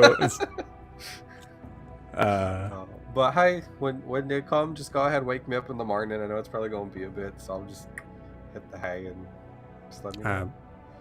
Better not, baby. Said 3 hours. You have to stay awake. Oh, okay. This is what happens. Not part of the conversation. Just down here, hanging out, enjoying the breeze. I apologize for the bars. I'm not going to apologize for putting you in a room. I mean, now you have me saying the bars. Not the Stay first put. time I've been locked in a cage. not All the last time. right. Close the door. This weird interaction with your aunt that Just now feels more like a conversation with your aunt now that you're Just like like- locked up. So he just turns to Sif. He's like, she acts like I've never been in a jail cell before. Like, yeah, she's just like out. Yeah. Cool. All right. So you guys are heading to we'll say Jett and Titian conversation, and then we'll do Daphne and Ianthe conversation. Jett would just start by sending a message to Titian through telepathy. Wait. Yes, telepathy. And he would say, is now a good time to talk about the book? Are we walking, or are we catching them walking? Okay. Yeah, it'd be like we're walking and it's just you and me having this conversation. Sure. Titian can't respond with telepathy, so Titian's gonna be like, Yeah, you can. sure. You can with this one. Oh, I can. I think so. I'm pretty sure. It says you make a link with someone. We could also say that Titian doesn't know that. Oh, okay. But like it's Titian will just turn to yeah, sure, Jett. Yeah, let's have a little chit chat. Hey everyone, I'm gonna talk to Jett over here. Y'all just keep on walking. And Titian will just like walk towards the back with you, the group, and like Okay. we'll get like 5 paces behind them. Just give space for it. Okay, sure. And Yeah, he will. what's going on? You want to talk about the book? Yeah. So, you know how I kind of I just go zone out for a bit. Yeah. I've noticed you get a little bit of the I call them the stairs. You know, just like kind of zone out a little bit. It's fine. We all do it. I do it every once in a while.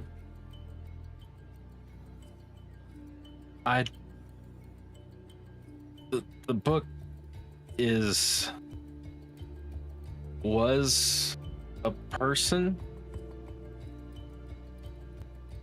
Your book is a person.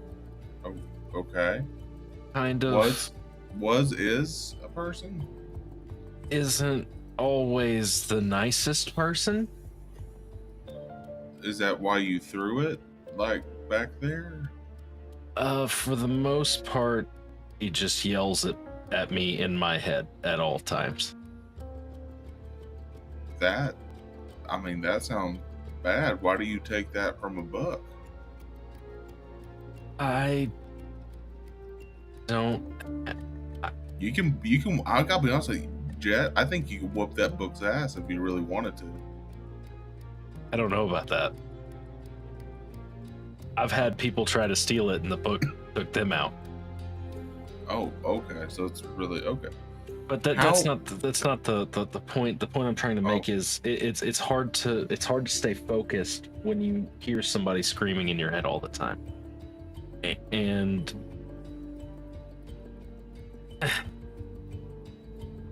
Codex, that's what I call him because he won't tell me his name. Only talks to me when I speak out loud because he doesn't like things being in his head, which I find ironic and terrible. But also, and I want to make sure that we're like slowing down enough to be out of earshot of everybody else. Sure. And then I would like to say, also, he says that the cure to free him from his prison and me from my curse is her. Hold on. You said curse just now, though. You said, "What are you? You're cursed with the book, or are you cursed with?" Yeah, the book kind of fused with my magical essence. Okay. All right. So that's that's why you allow the book to keep yelling at you, just because it gives you magic I and can't get rid of it. sort of the push and pull of it. Then, okay. And I'm really surprised it's not screaming right now. Normally it doesn't like me talking to people. but you have the girl, and it seemed scared of the girl. Really? Why is it scared of Elissa?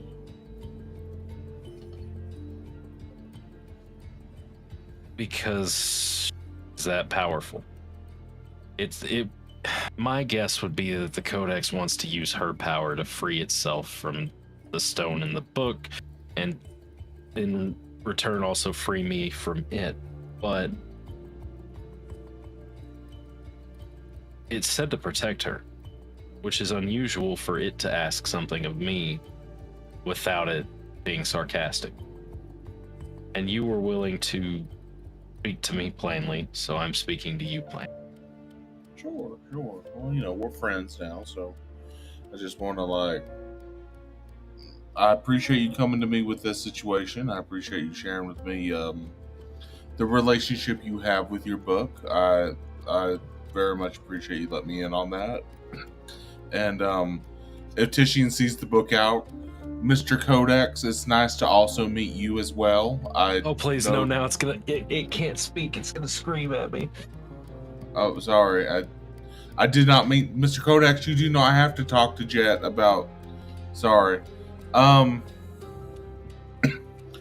Well, so is the book asking you to make sure we don't send Elissa with the compass? Is that what it's asking you in terms of keeping her safe, or? It says protect her at all costs, which would mean keep her close, in my opinion. I don't know her, and I know that just by looking at her, my nose started bleeding and my head started splitting. That tends to happen with her as well. She has a very shrill voice. She's 5, and she talks It wasn't a the lot. voice. It wasn't the voice. It was just her sheer magical prowess. Oh, sorry. We're not Josh in it. She is very magical. Okay. All right. I will keep that in mind. I guess we'll need to. Also, just know I'm not crazy. It's not. Oh, I know. It's overwhelming. I know you're not. Hey, listen. I know you're not crazy. I've met crazier people. We definitely. I've seen it all right now. Nothing could surprise me that I can think of. So, this is talking book, making you magical. It's in your magic. It checks out. I'll take it at face value. So, I think right now it just adds another wrinkle to this whole possible exchange. And I appreciate you sharing. Are you okay? I see that we're kind of drifting in the back here.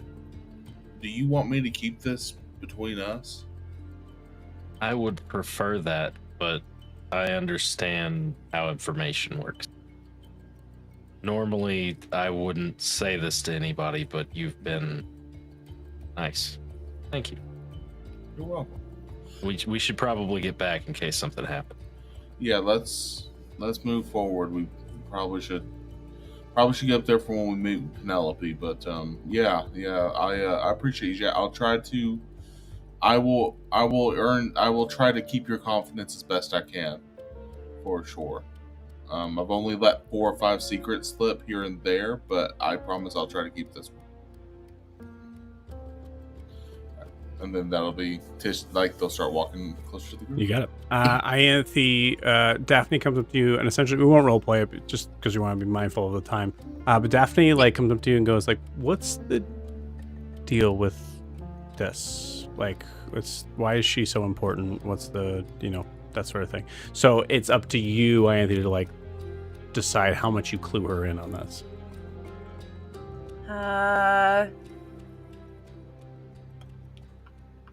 Such a good question. Probably not the extent to I'd probably say we met her in Grifton. I could tell there was something powerful about her. I haven't really tested the extent of it, but I could tell it wasn't safe for her in a South Imea based on how they responded to my magic. So I made a split decision. We all did, and took her with us. We didn't have time to talk to her parents about it, so that's pretty much it. The end. Looks at Missing. And she's really sweet and really wants to be here with us.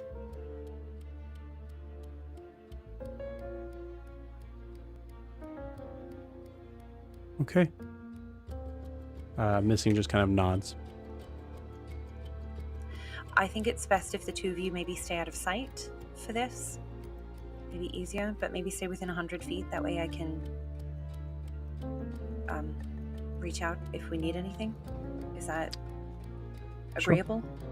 That's totally fine. Okay. Good Um, idea. and we get to the spot where it's like the alarm spell. Jett, you're aware of where that is at this point. I'd say if you want to, if you can let them know, I think that's where Daphne and Missing stop. Gotcha. He would definitely say, "Hey, there's an alarm spell here."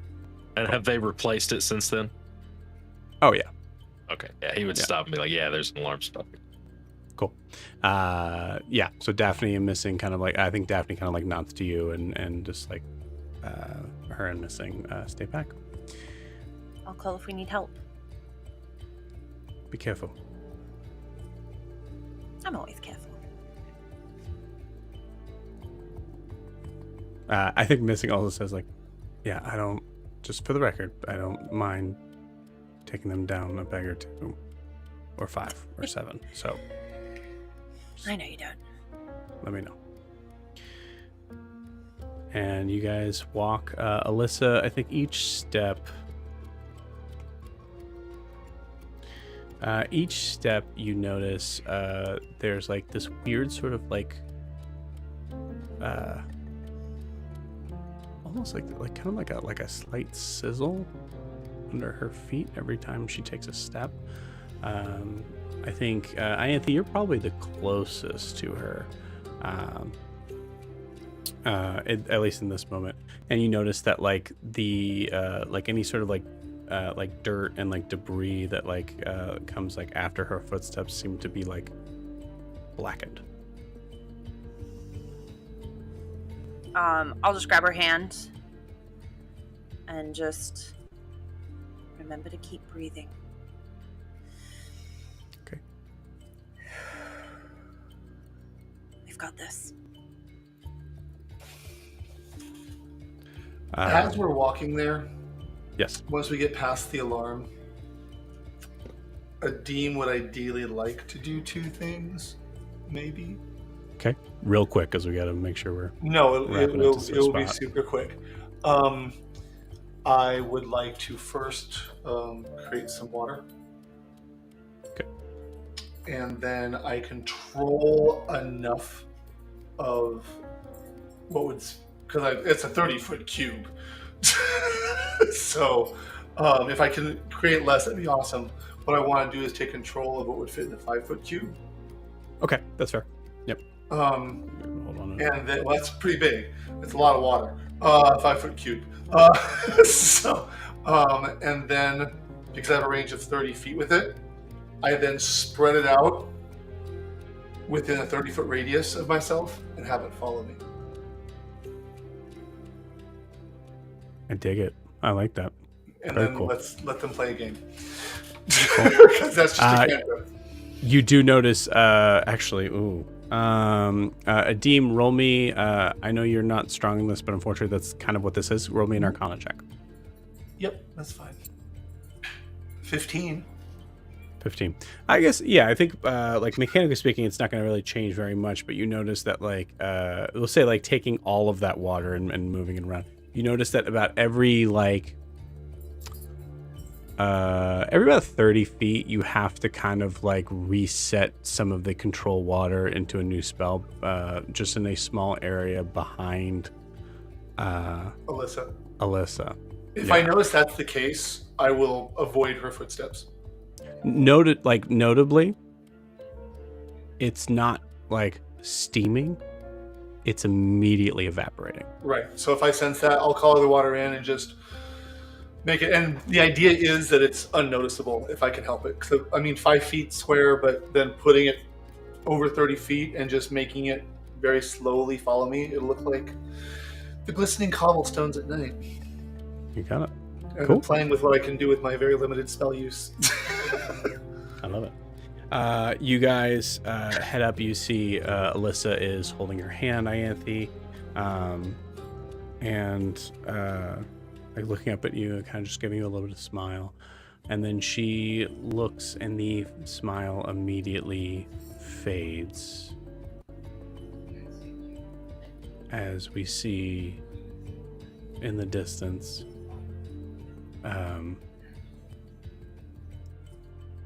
As we see in the distance, Eda, the tabaxi with a shotgun, Dirt, and another individual that we can't really see very well, but seems to be restraining Grian, hands behind his back. And you see her stop.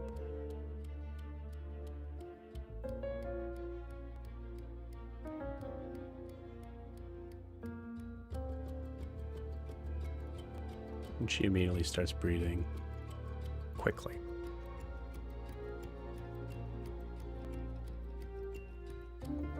She looks at you. Okay. I'm okay. I'm fine. You're okay. It's okay. It'll be fine. I'm fine. It's fine. You see the flares going off of her eyes, and at this point actually moving up towards her skin. You feel her kind of like even wince at the pain as it starts to make marks along her face. She closes her eyes, wipes her head, looks at you again. I'm fine. You're fine. And with that, we're going to end tonight's session. We'll see Waiting you for that. next week. Bye. Bye-bye.